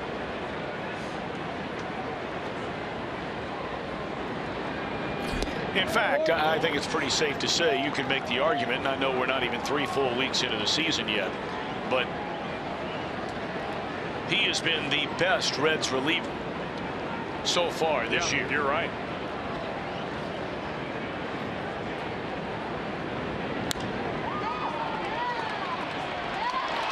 Well, I'm going to tell you what now. This guy is almost unconscious of the kind of year he's having. Almost unconscious. Wow. I mean, he gets jabbed and sawed off, but you know what? He's got a flat bat in the zone.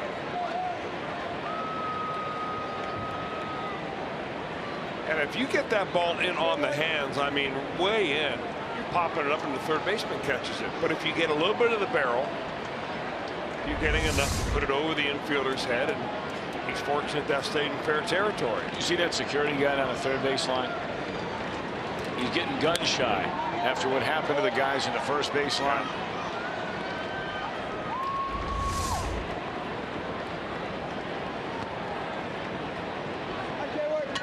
Oh. He's all right. A little nicked up. It's a gamer. Gamer.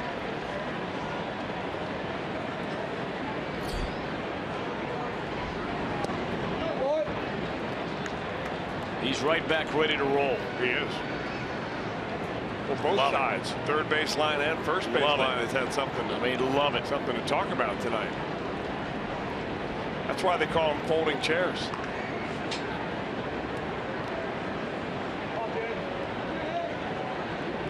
You're all hard. You always have been.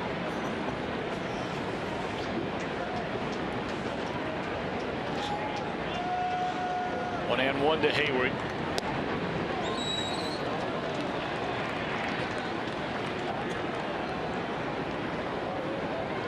Struck out in the first inning, singled, stole a base in the third. Struck out looking on a pitch that he disputed with Ed Hickox, a home plate umpire, in the fifth.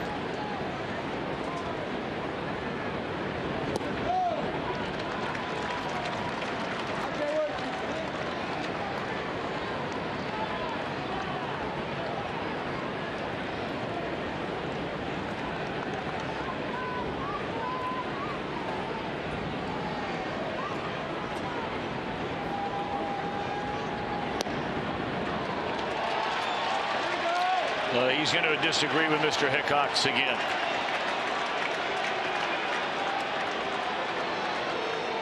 Doesn't say a word. Does not say anything. Nope. A little bit of a late call there by Hickox. We'll see whether it's late or not. Looked at it. No, it was not late. Just a premature assumption on the part of Jason Heyward.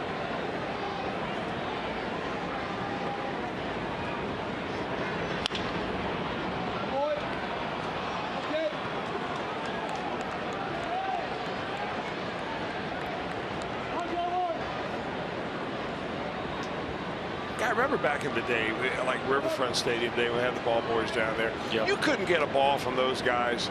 It would be easier to get a gold ingot from one of those ball boys as it would be a baseball. They wouldn't give them away for anything. Now they're giving everybody in the stands.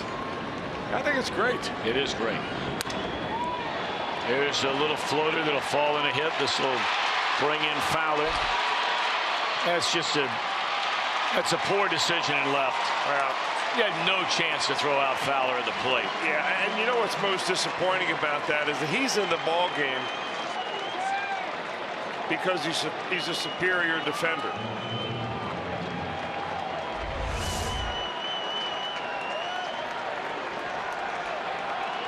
And you got to ask yourself ahead of time.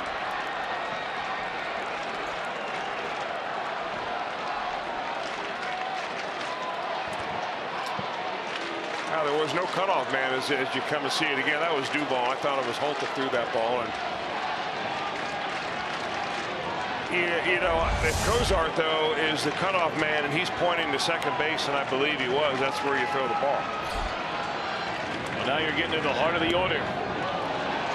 A double, a single, a run in. It's 9-4, and we're only in the seventh inning. Rizzo was trying to make it a 3-run game with that swing. Or Brian, I beg your pardon. Rizzo waits on deck.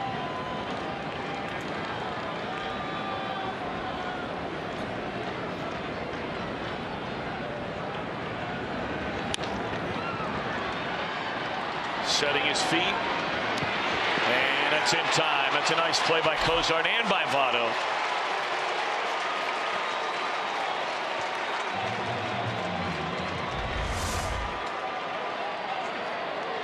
Got to remember that Bryant runs well, and Cozart knows that, and he's using the grass here at Great American Infield much in the way that Davey Concepcion used to use the turf at Riverfront Stadium. And great focus by Votto at the other end, looking that one right into the first baseman's mitt. I showed you a moment ago the numbers on Cotham. That run is the first run that he's allowed all year long. Here's Rizzo. 0 for 2 has drawn a walk. It's popped up twice.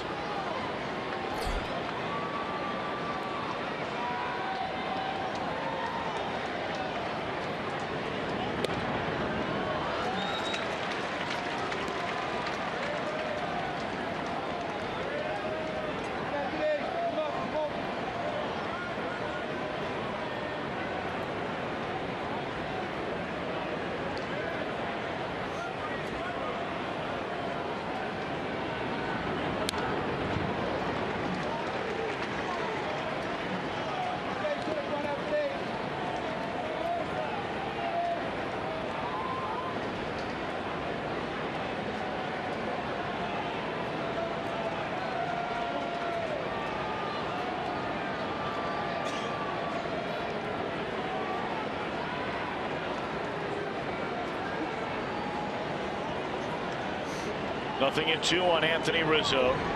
Tried the breaking ball just off the outside corner.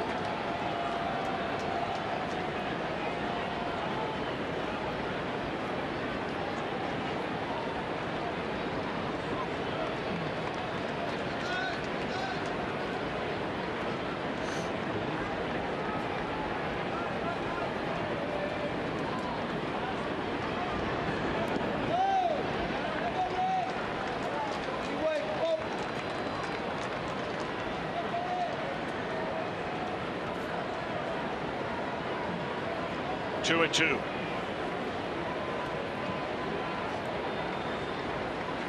You can only wonder what is going through Brian Price's mind right now.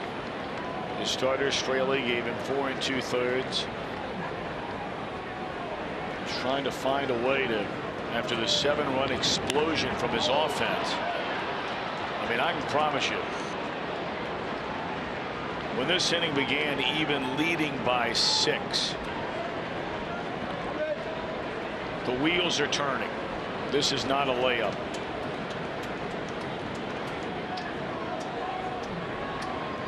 And the overwhelming majority of Brian Price's tenure with the Reds, not managerial tenure, but certainly pitching coach tenure, you could have phoned this game in with some of the bullpens the Reds have had in recent years.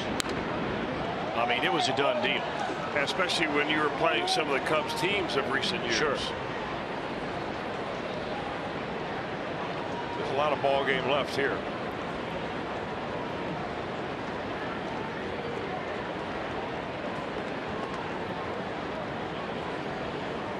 Two and two on Rizzo. Gone swinging for the second out. Nice life on a high fastball.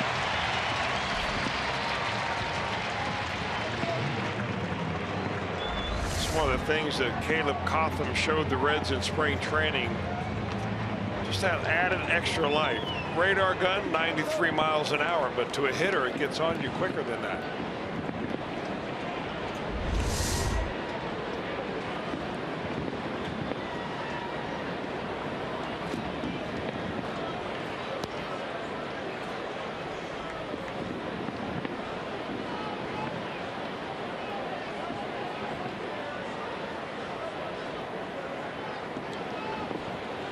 So now Ben Zobrist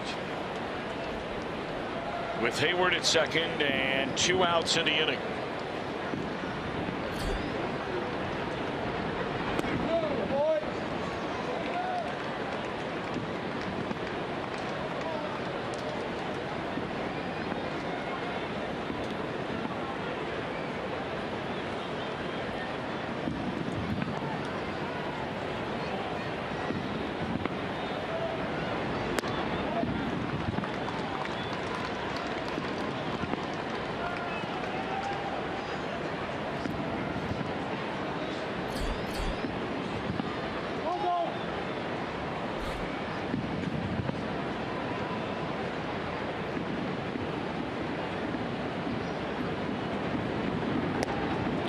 Must be another fireworks show of some kind going on upriver.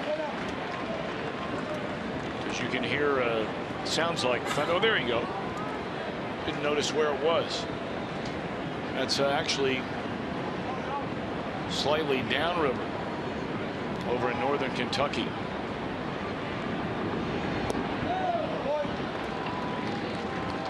I was pointing out earlier how Jason Hayward at the plate was almost perfectly still as that pitch was coming until he decided to swing. Watch by contrast Zobrist. He kind of gets his hands rotating over and over again. And the closer the pitcher gets to throwing, the faster they go. This will be another hit. They're going to wave around the runner. Here comes the throw. It's up against the backstop, so the runner advances on to second base. Well, you're not doing yourself a favor by trying to throw a guy out at home when you really don't have a chance. Because with 2 outs, you really don't have a chance.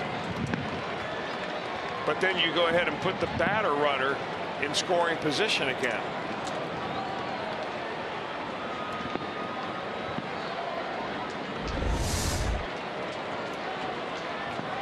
these are guys that know better. I mean, you're talking about Dexter Fowler and Jason Hayward.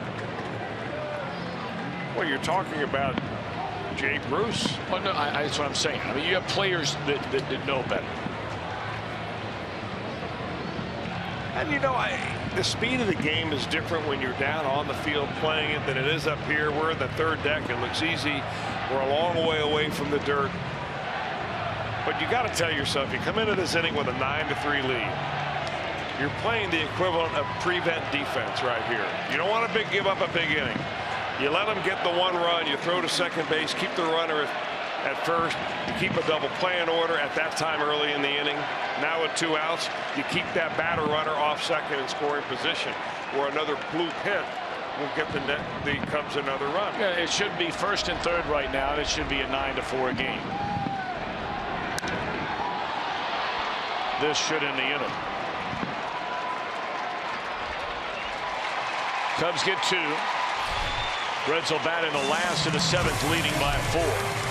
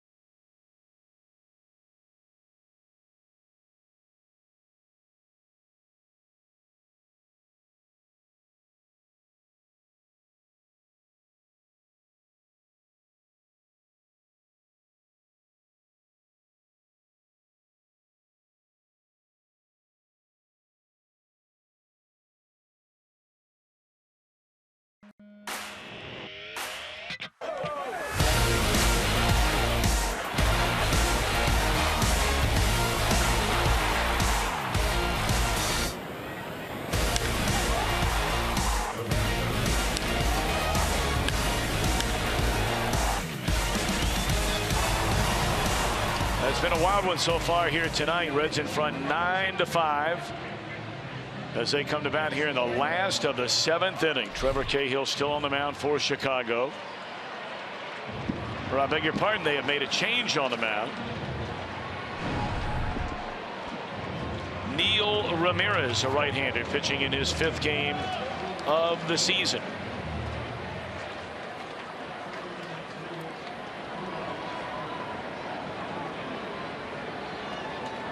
Cahill went a 1/3 of an inning, allowed 3 hits, 3 earned runs in relief of Lackey, who was charged ultimately in the game with 6.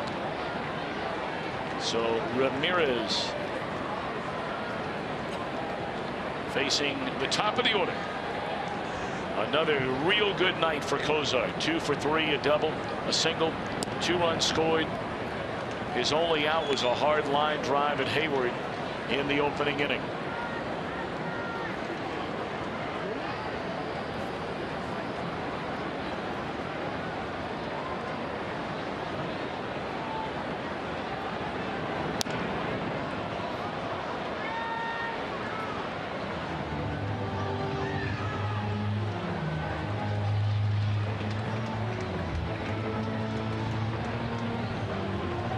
The 2 home runs allowed in the 6th inning by the Cub bullpen matches the number they've allowed all year. coming into the game tonight.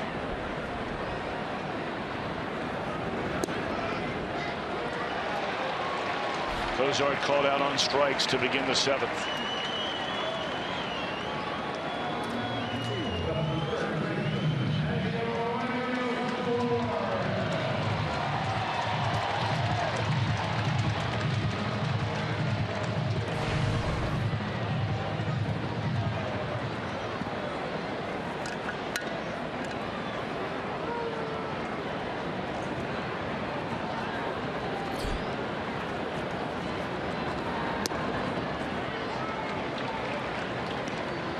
Ramirez is another one of those Cubs pitchers that they got in a trade.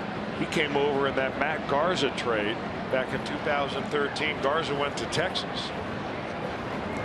Justin Grimm also came over in that trade.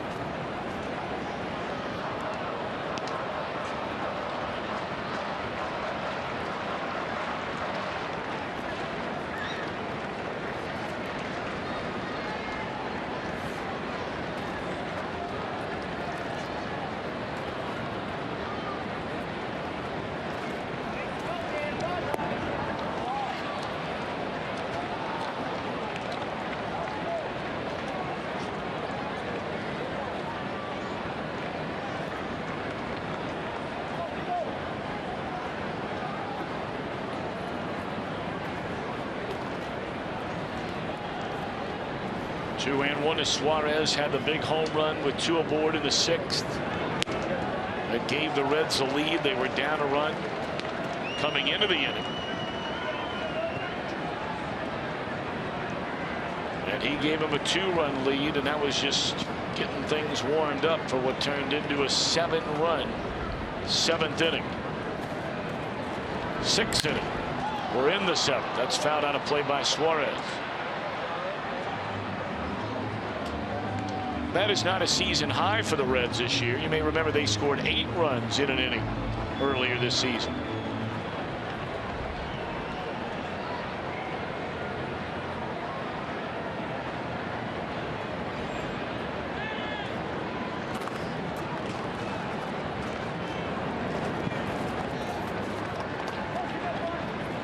Now, we were talking about some of the draft picks early in the game about how the Red starter Dan Straley came in the 24th round. Well, Ramirez was a previous #1 draft pick for the Texas Rangers. He signed out of high school and spent 7 years in the minor leagues before he got a taste of the big leagues.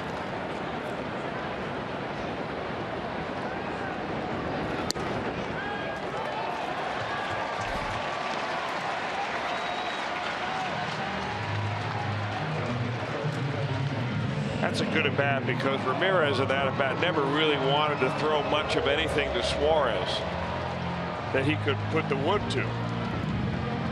And Suarez didn't get himself out by chasing something out of the zone.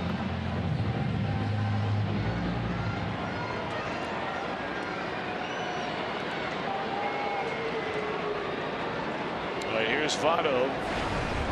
1 of 3. Singled his last time up into center field.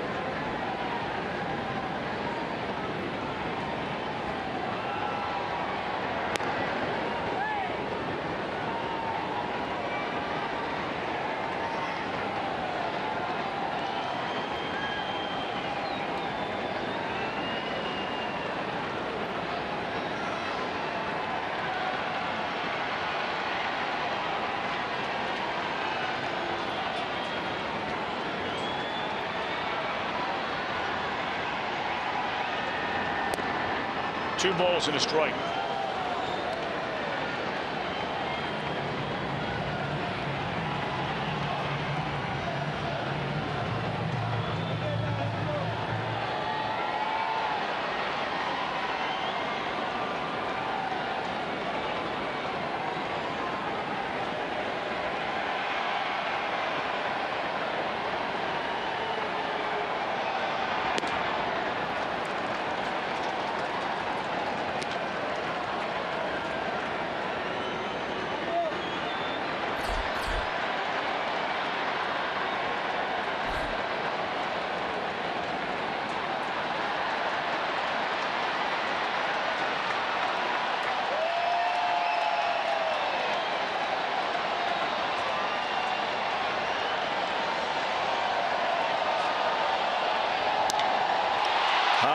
Fly ball, deep right center field.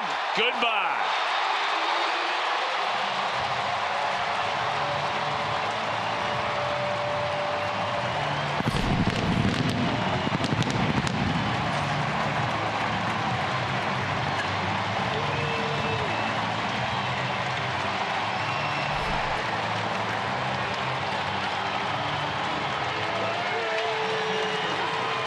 Joey Votto made the comment to the writers the other day about his swing is a lot like a Ferrari.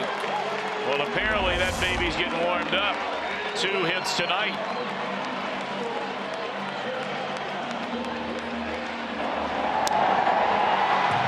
He knew it right away. He sure did. It sounded great, and a whole lot of people in this ballpark who were doing the wave knew it as well. Second home run of the year for Votto, and you'd like to think that these last 2 at-bats might ignite the former National League most valuable player to get where, quite frankly, he expects to be. Nice to get those 2 runs back. Yes.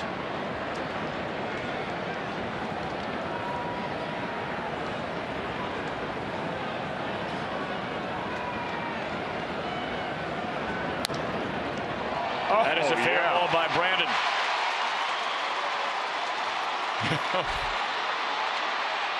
And he is safe at second base.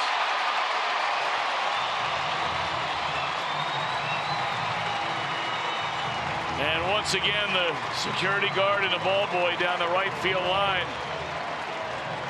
Little tap dancing.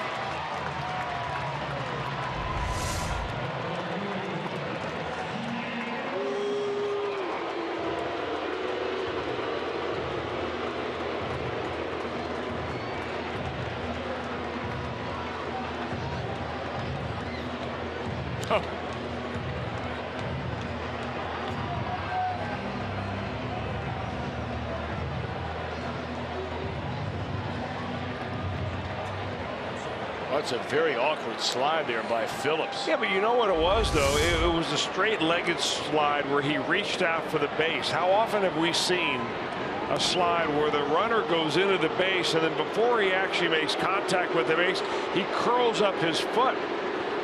So he slides like he's only 3 feet tall instead of adding the, you know, the extra 3 feet you have with your bottom half of your body. Or that foot goes right over the back. Yeah.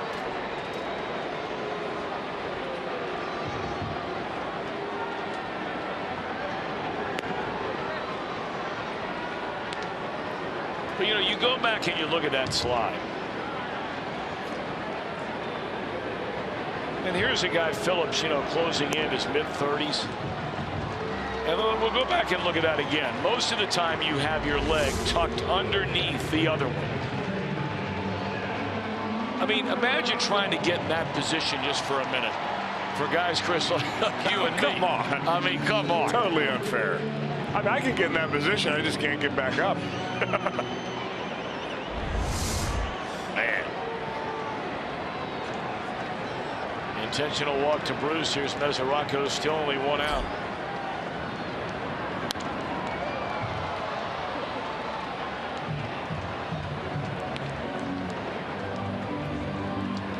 $11 runs, 12 hits for the Reds, 5 runs, 7 hits for Chicago. The Reds have blasted 4 home runs in the game.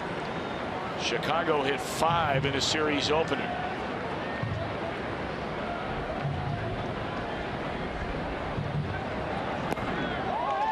Both runners, nope. Bruce does not advance. Phillips does.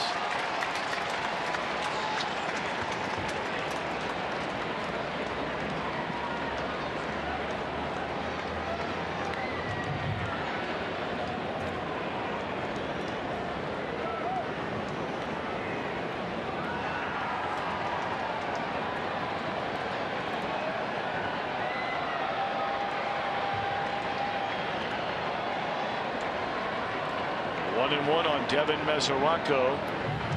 He had a base hit his last time up to right field. And again, with Rizzo holding the runner on at first, we're getting a look at precisely the picture you saw in MESORACO's last at bat. Well, somehow the Cubs still have a double play in order. Wonder if MESORACO can repeat what he did last time, right? They're going to make it tough and pitch him inside. 2 away in the inning. Now Duvall, who hit a 3-run home run in the 7-run 6th, his 2nd of the year.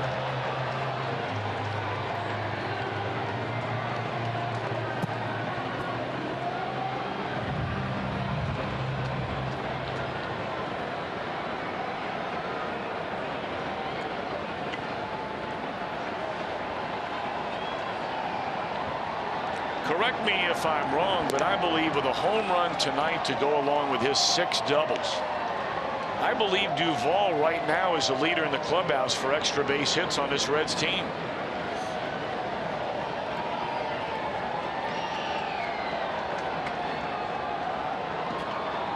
Jay Bruce has 7, and Duvall has 8.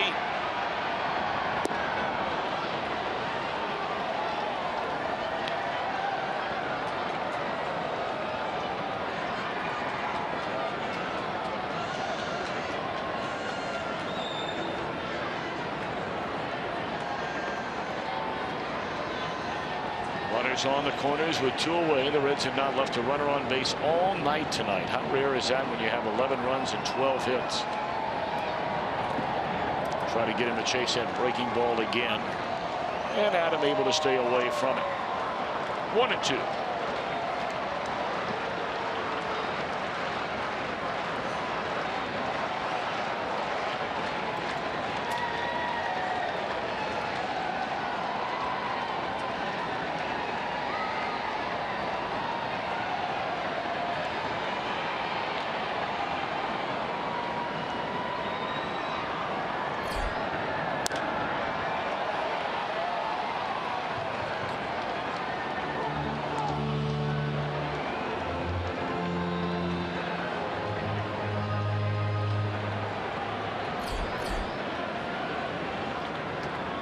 Jordan Pacheco would be next. That is the pitcher spot. Coffin in the 8-hole.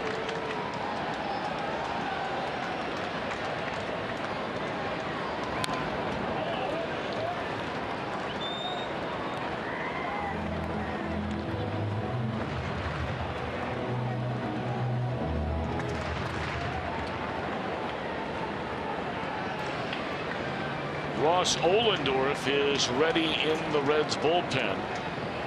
Coffin has already worked an inning. Ohlendorf's ready to go.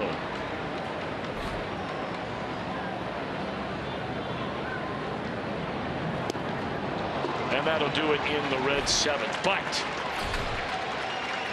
is Joey Votto's bat coming alive right before our eyes? 2 hits tonight, including a home run.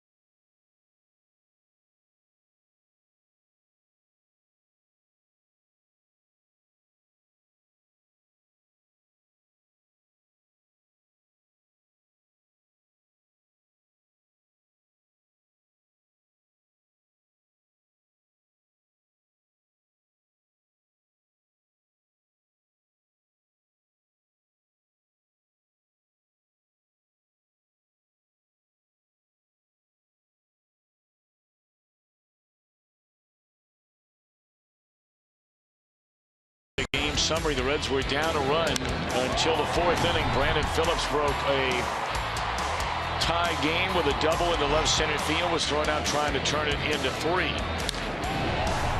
Cubs recapture the lead before the 7-run explosion by the Reds in the 6th. 3-run home run by Suarez, 3-run home run by Duvall. Schebler, the very next batter, homer to right. Cubs got 2 in the 7th, and then Joey plays long ball in the bottom of the 7th. And here we go in front of 41,660. The Reds an 11-5 lead. We've entered the 8th inning.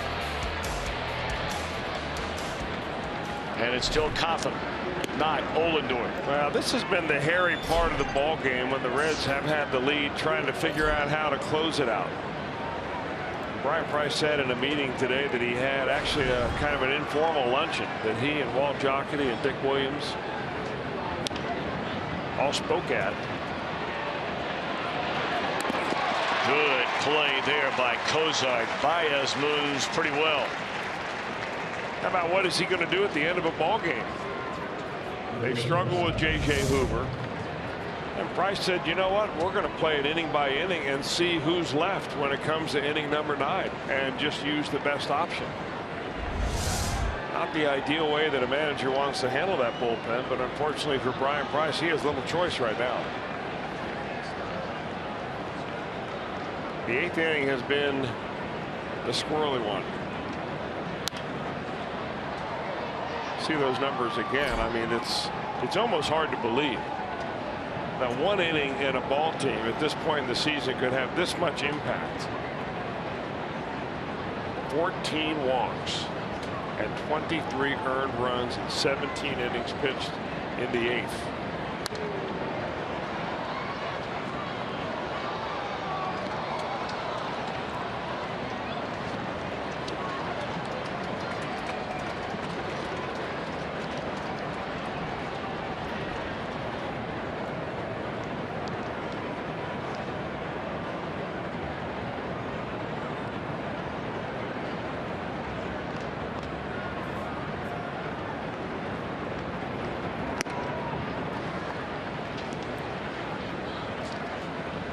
Blake Wood right now would be in line to pick up the victory out of the Reds bullpen.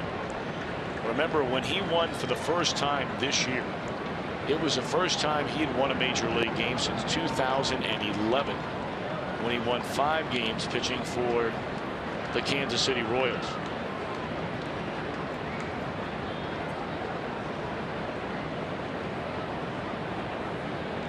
Two and 2 on Addison Russell.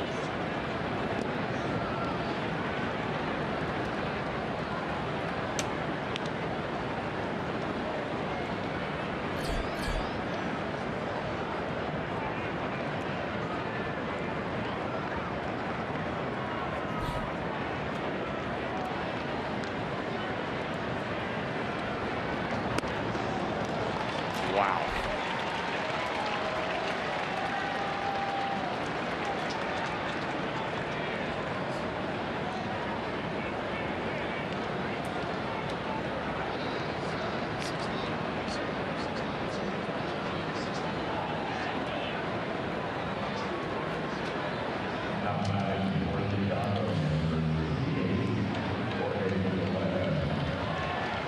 Jorge Soler will come up and bat for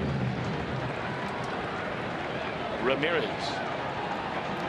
who goes in inning 2 hits, 2 walks, 1 intentional, gives up 2 runs on the home run to VOTTO.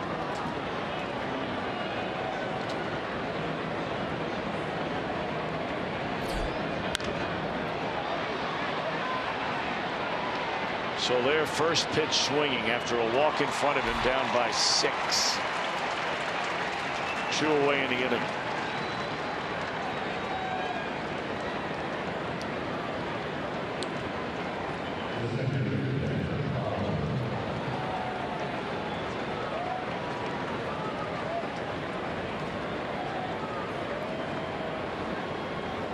So now Fowler, who has had another real good night. He reached on a strikeout and a wild pitch to start the game, stole a base, popped up to short. Has since knocked in a run with a double, scored a run. Doubled again, scored again. As that one gets through and allows a runner Russell to advance into scoring position.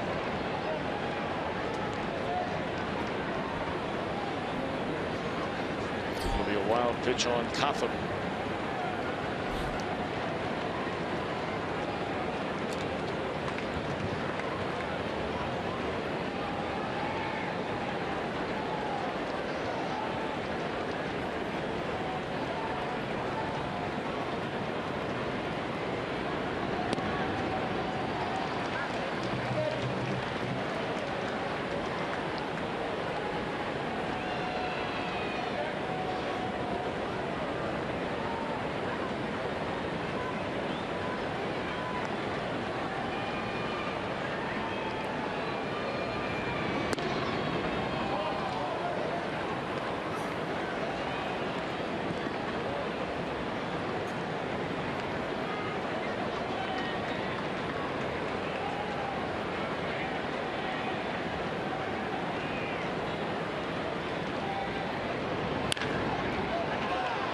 Foul ball. Where Boy, is there the they go time? again. Here we need tonight, and maybe our tape crew can take care of this. We need a highlight roll of all the balls that have been hit down to the ball boys and the security guards tonight. Maybe do a little music video. There's no doubt.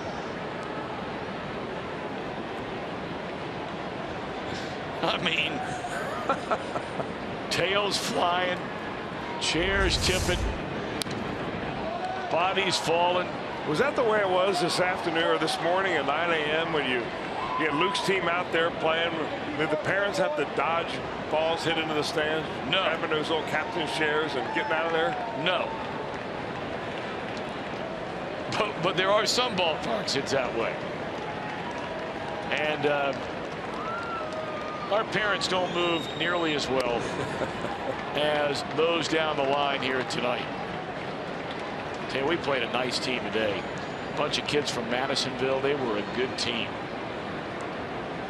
Coach Jones and his entire crew, they really do a good job. There's ball 4. I heard they did a good job today. They eked out a win against you guys, and I heard they didn't fall for the hidden ball trick. Well, they did, but the umpire blew it. They did fall for it. He was out, and the umpire blew it. The small detail about a timeout called. He blew it. He knew it. It's all right. He did a nice job. And we got beat anyway. What's the difference? Going to the bullpen to bring on Cingrani after 2 walks with a 6-run lead.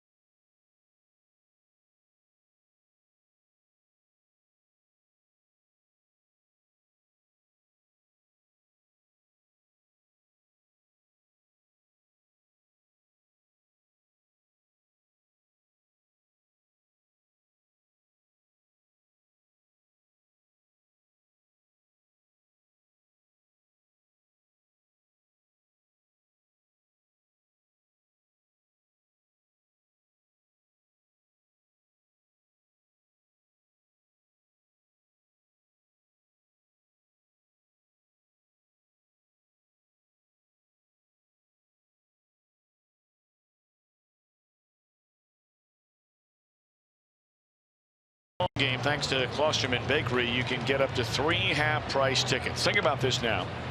When you buy a full-price ticket, we have great kids giveaways, mascot races, face painters. Bring the family to the ballpark. Tomorrow, Sunday, Family Day, you get that deal. Call 513-381-REDS or visit reds.com/family. 1:10 start time tomorrow. Reds live at 12:30. Out, walk, out goes Cotham. And in comes Cingrani. Ball 1 on Jason Hayward. The walks have been part of the problem so far for Tony Cingrani. But he has had his way with most of the left-handers. Reds are just looking for this final out in the 8th inning.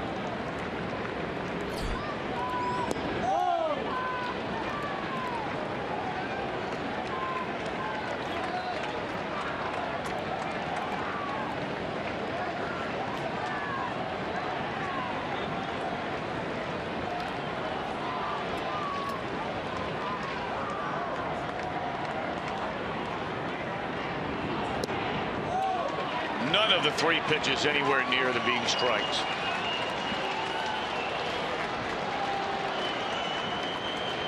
This will be the only batter for Cingrani either way. They're going to bring in Ohlendorf to face Bryant if he bats here in the 8th inning.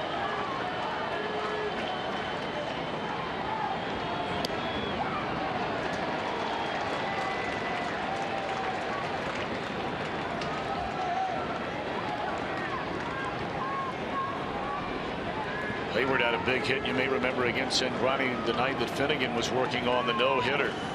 That was on a 2-strike pitch.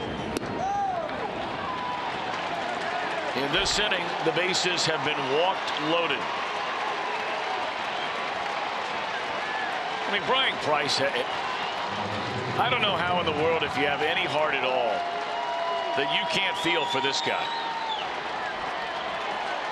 I mean, you've got a 6-run lead, and you have walked the bases loaded to the guy who can make it a 2-run game with 1 crack of the bat.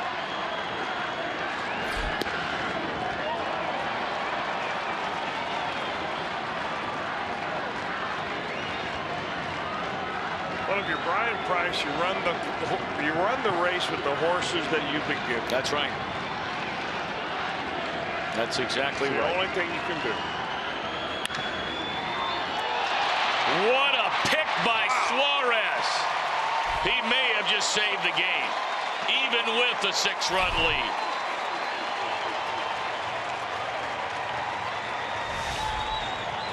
This ball is killed by Bryant. What a play.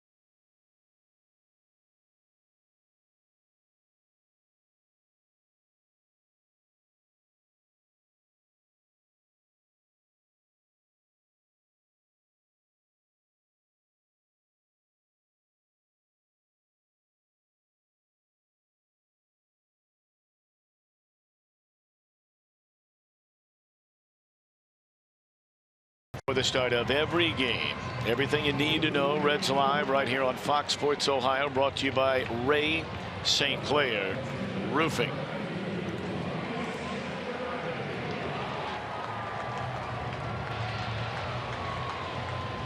Brian Price certainly appreciating the play made by Suarez to end that inning. So does Cingrani.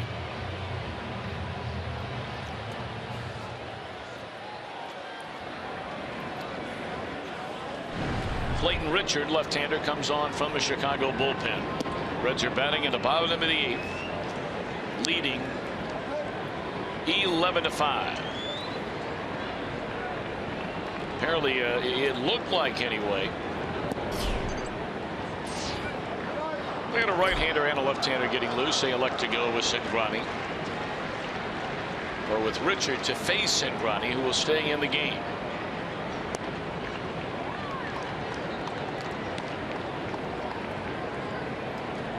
We remember back in the days when Cingrani was a starting pitcher. He was a pretty good bunter and can really run.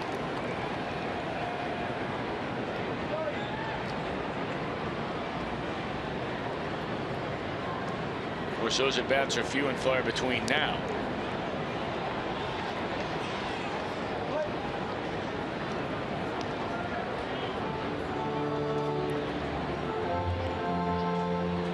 I wonder whose bat he's using. I mean, it's not normally that relievers bring their bats out to the bat rack.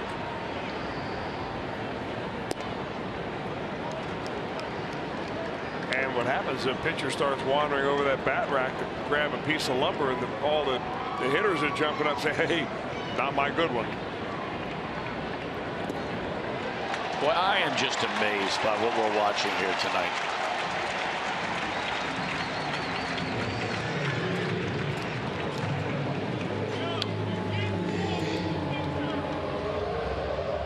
And I'm sure that you're referring to a lack of control by pitchers.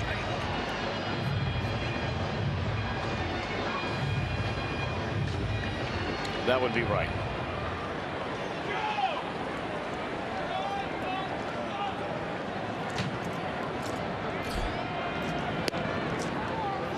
Well, maybe you could use it as a lesson that if they have a hard time, big leaguers who had a lifetime of training have had a hard time throwing the ball over the plate.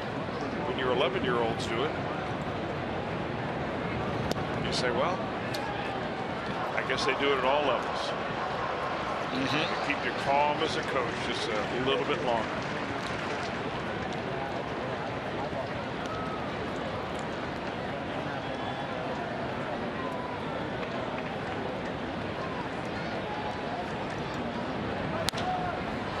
Holt down the line. That is a fair ball. It gets by the right fielder. Cingrani slid into third, not knowing. Now he gets to his feet, and he will score.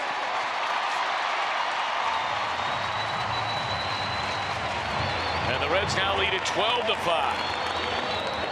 We talked about Cingrani being able to run. I mean, he can fly. Yeah, he can. I mean, once he really gets going, he's got long legs. He was roaring around second base. Billy Hatcher saw that ball get by the right fielder, Hayward.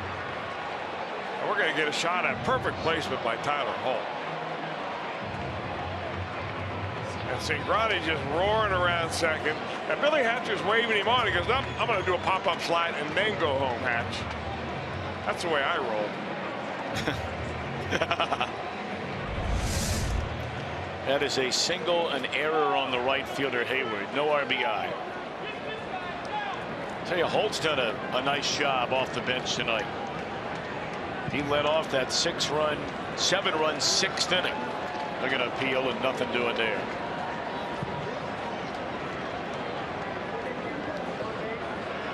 Came off the bench. He singled, scored the first of the 7 runs in that 6th inning, lined out to left field, a second at bat of that inning, and now a single to right field in his 3rd plate appearance. Well, this team needed a game like this in the worst way. Not over yet.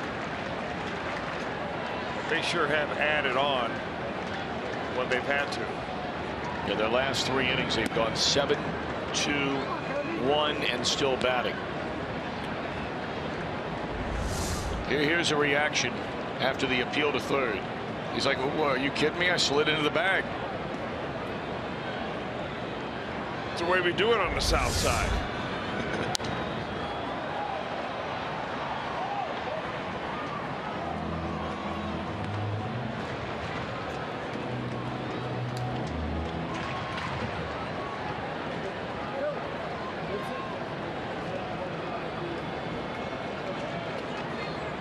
Cozart has that batting average knocking on the door at 390. Russell throws it away. Now they have Cozart out trying to get back to the bag.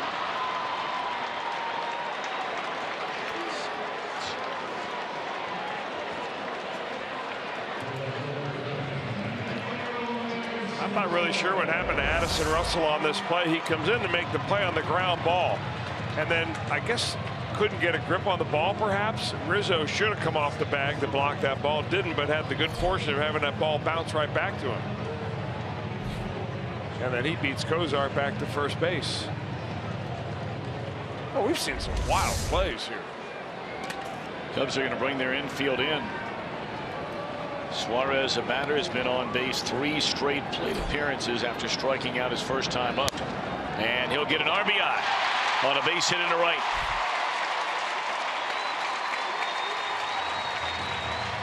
Well, Joe Madden wanted to make sure that the Reds didn't get the double slam range. But that base hit takes him right there. A 4 RBI night for Eugenio Suarez. He is our Volkswagen drive of the game. Reds were down 1 with 2 on. Suarez homered in the 6th inning off John Lackey.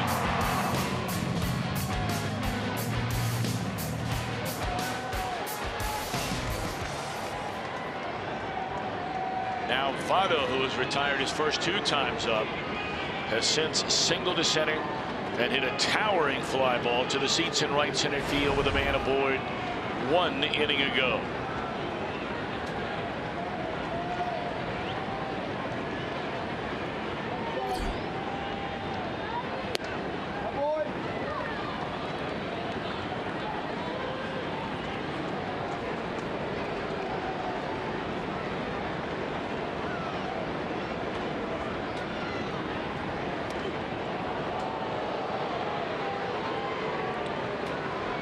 Reds have scored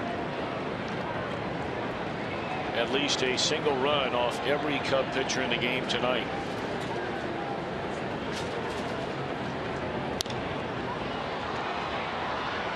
Six off Lackey, 3 against Cahill, 2 against Ramirez, and now a pair against Richard.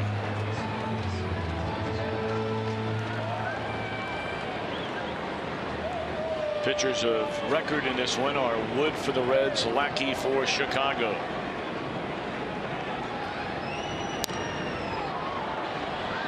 One and 2 on VOTTO.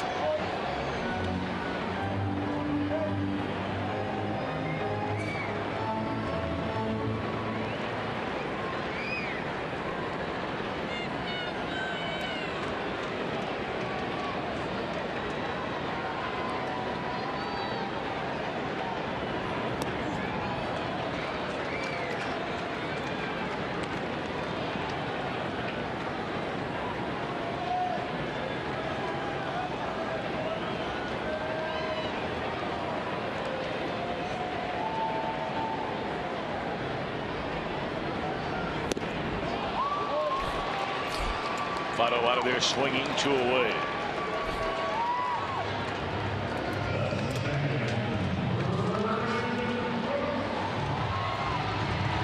It's 13-run explosion for the Reds, the most they've scored in a game since a 13 spot against the Chicago Cubs last August. Final day of August at Wrigley.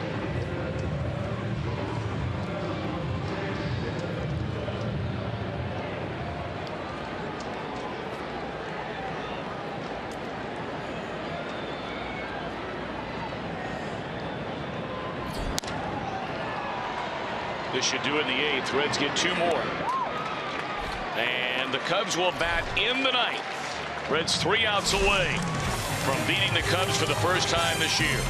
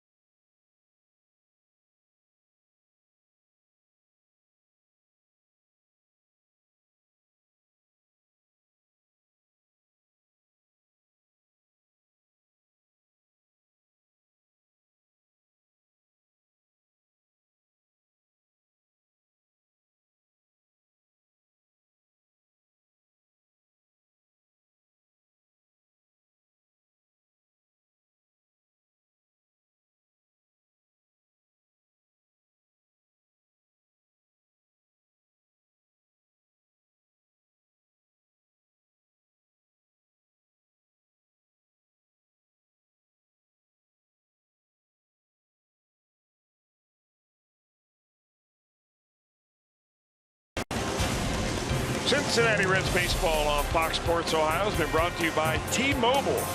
Get Major League coverage. T-Mobile has doubles its 4G Lite this year. And by Toyota. For over 30 offers, visit buyatoyota.com. Toyota, let's go places. Well, April in the OHIO finishes its home portion of the schedule tomorrow. Reds and Cubs wrap up this 4-game series. Reds Live begins at 12:30. Our game coverage at 1. April in the OHIO is presented by Meyer. Matchup tomorrow, Jason Hamill off to a really good start. And Alfredo Simon, arm feeling better. And he's ready to go. Hey, it was kind of cool to get Jim Herman, the PGA pro from Cincinnati, went to St. Xavier and then UC, to come up in the booth and visit us, Tom. It was cool. He flew up here specifically to come to this ball game where he was an honorary captain and guest of the Reds. So congratulations to Jim, who won the Houston Open, the Shell Houston Open, not too long ago, right before the Masters, and he'll be back playing golf, I think, starting next week. Heading down to Charlotte as the PGA tournament heads from Houston to North Carolina. Not Houston, but San Antonio. We wish him well. Matt Caesar is batting for Chicago to begin the 9th inning.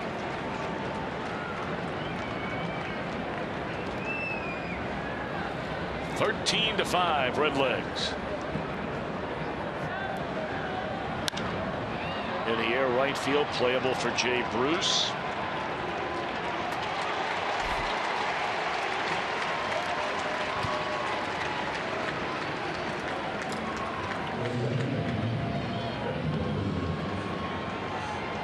Of course, Jay Bruce, we brought it up last night. Jay and his wife Hannah are very excited to become parents for the very first time. Good Lord willing, here in the coming days. He told Jim Day yesterday he will be leaving for sure to take his 3 days off. And whenever that baby arrives, Jay plans on being right there.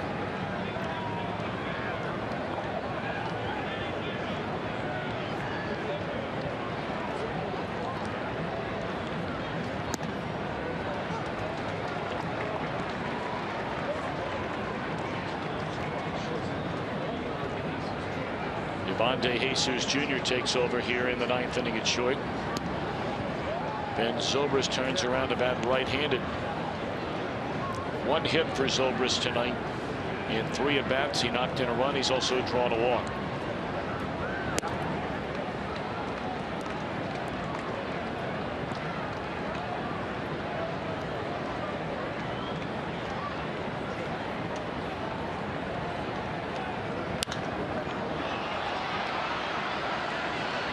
Foul territory and out of play. 3-2 to ZOBRIST.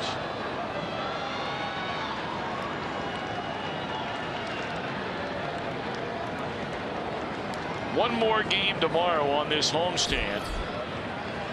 A homestand which began with 2 wins in 3 games against Colorado.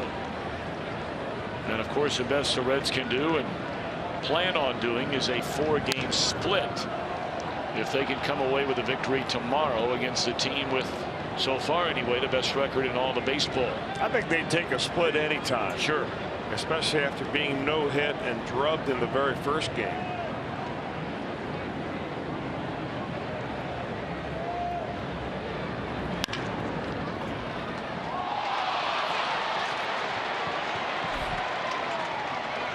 I'm not so sure that I'm a fan of that style of third base play or even any ground ball play, because when it does take a bad hop, it's going into the outfield, and it took a bad hop. But if your body's in front of it, you knock it down and still have a chance to throw the runner out.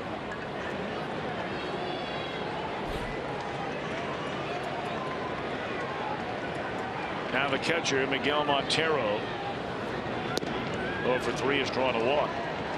Hey, look, you know, you were talking about you take a split, especially the way this, you know, weekend series began. You know, let's be honest about it. You know, you look really at the first, after tonight, the first 18 games of this season, and as emotionally charged as it has been, especially with the bullpen and the 8th inning numbers we gave you a moment ago, for a team that everybody and his brother is saying he's going to lose it. 105 games, 103 games, 112 games. The bottom line is they win this game tonight. They're an out away after the strikeout of Montero. They're 9-9, and they have played 2 series against the Cubs, who won 97 and are projected to win over 100. 3 games against the Pirates, who won 98. They played 3 games against the Cardinals, who won 100 games last year. You're talking almost 300 wins, and they have had to play at the end of tonight 12 of their games so far. You're right, and you're split even up and even down. In fact, at home after this out, the Reds are going to be 8-4 at Great American Ballpark. So, you know, there are clearly a lot of concerns. There's no debate about that. But if somebody would have said to you, first 18 games going to be 9 up and 9 down, knowing who you're playing, I think a lot of people would have said, I'll bet against them being 9-9.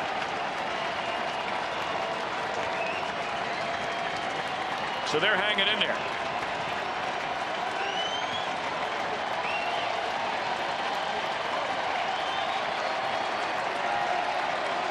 So tonight it's a Reds fan standing, anticipating the final out and a win.